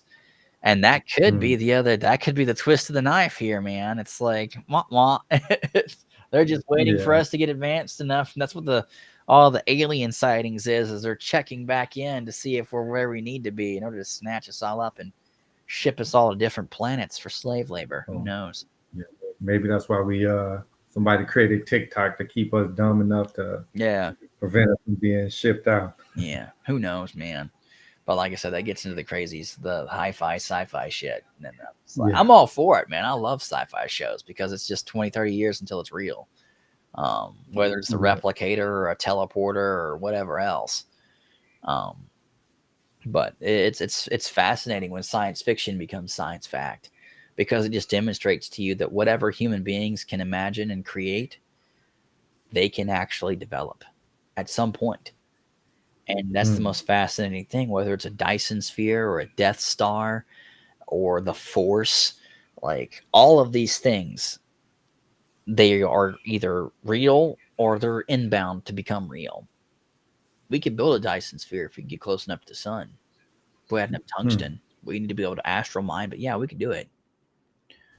If we had the ability to go out and pick up things from, deep space, the astral belt near Mars, very local relative to Mars, you easily mine that area, all the resources you could ever need, and it would be a 2-planet species at that point. I mean, you start talking lightsabers. I think it was Hacksmith who made one. It's real, and it cuts through metal. It's legit. It's fucking awesome. What is that called again? Hacksmith. You got to watch him. He's awesome. Love his content. I want to do something with him, but I got to figure out what I want to do with him first. He does really crazy shit like I do. But again, lightsaber, it's real. You've already got laser weapons that have been developed that can blow up drones and cut buildings in half, courtesy of Lockheed. So, I mean, building a Death Star is just putting a giant Dyson sphere with one of those mounted onto it in space. Not exactly rocket science. I mean, technically, it would be rocket science. But, I mean, Elon's got rockets that can go up and down all he wants. So, I mean, it's just a couple hundred trips at that point. I mean, realistically, science fiction becomes science fact very fast. And so, I mean, starships like the SS Enterprise, things like battleships from Battlestar Galactica, deep space miners from something like Firefly, like all of these things. EVE Online itself. Yeah, I'm thinking this stuff already exists, it's just being dripped to us, like this level of technology. Well, whether it's being dripped to us or whether we're figuring it out on our own, the outcome, I mean, realistically, the reason and the what is irrelevant. The why is irrelevant. It's the when and the where. And to what extent, I guess you could say. But it's going to be those things where it's like, once we get things figured out, we've gotten things put together, and we've started to constantly expand in certain directions. I mean, it's only a matter of time till we reach certain points. But it all circles back again to what happens if we never make it there because we blow ourselves up. I mean, that almost happened with nuclear war how many times? And, we've completely forgotten about the fact that the planet constantly tries to kill us. I mean, if you listened again to the History Channel, allegedly we're on iteration of humans number 4. Technically, Atlantis was the first one or the second one. There was some species before them, and they got wiped out. And there's allegedly another one before them, and they got wiped out. I mean, it's like it's where the all the temples had the same building markers, even though they had never been connected as continents. And they had similar stories, like all of these things sharing like the spaceship construct and all that. I mean, how many times has human beings been wiped out on the planet? Like, who knows? Yeah. Like, who knows? I have no idea. But at the end of the day, it doesn't really matter. I mean, history is what it is. I mean, we can either learn from it and, hey, the volcano under Antarctica is melting Antarctica. It's a given period of time until it blows. Might want to do something about it, yay or nay. I mean, it's only the size of a continent. Not like that's a big deal. Fucking global warming, my ass. It's we all know it's a volcano, and well, the people that are in the know it's a volcano and know that it has nothing to do with global warming. It's a volcano melting it, and that volcano, once it melts through the ice, is likely going to blow, and when it blows, it's going to put the entire world back in a Younger Dryas period. Like it's a volcano going off the size of a continent. There's nothing stopping that from just blanketing the world in ash. It is what it is. The planet's a giant magma pit. I mean, that's what it was before the other planets smashed into it and made it slightly more livable.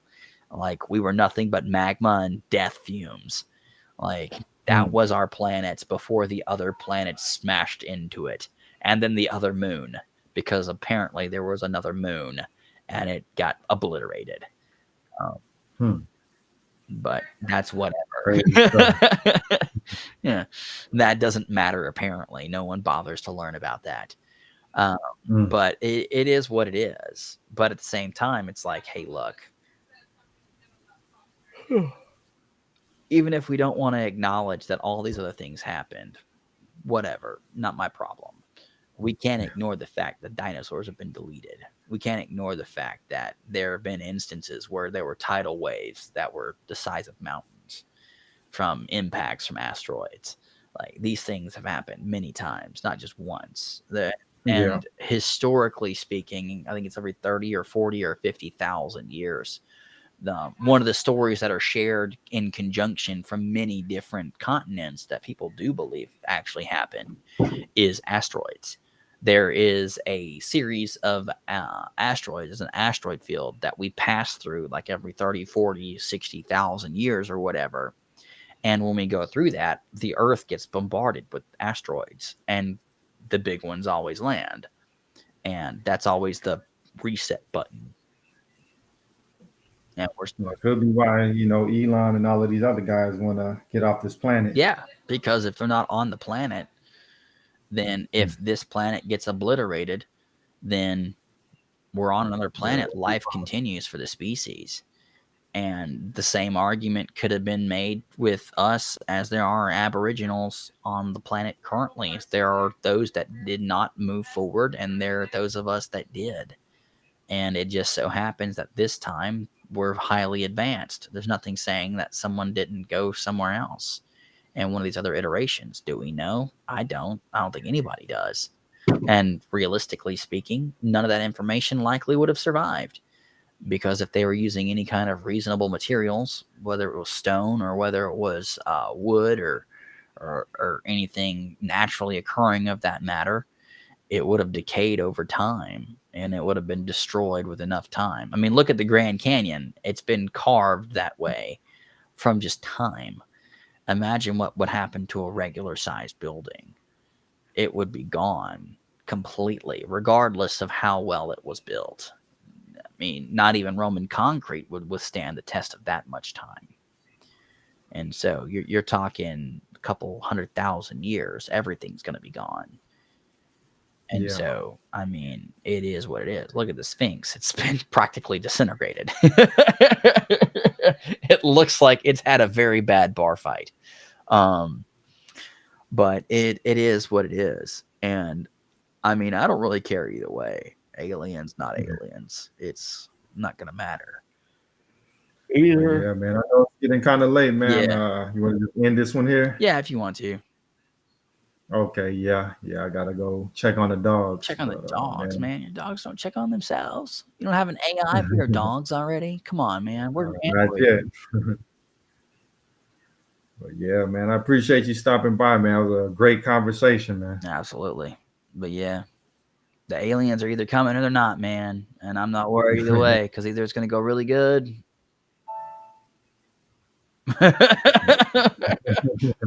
or it really ain't, just like with AI. And there ain't nothing we can do to change it. So it either is, and it is what it is. Yeah. Thank you, everybody, for tuning in. We'll catch y'all next time. Yep.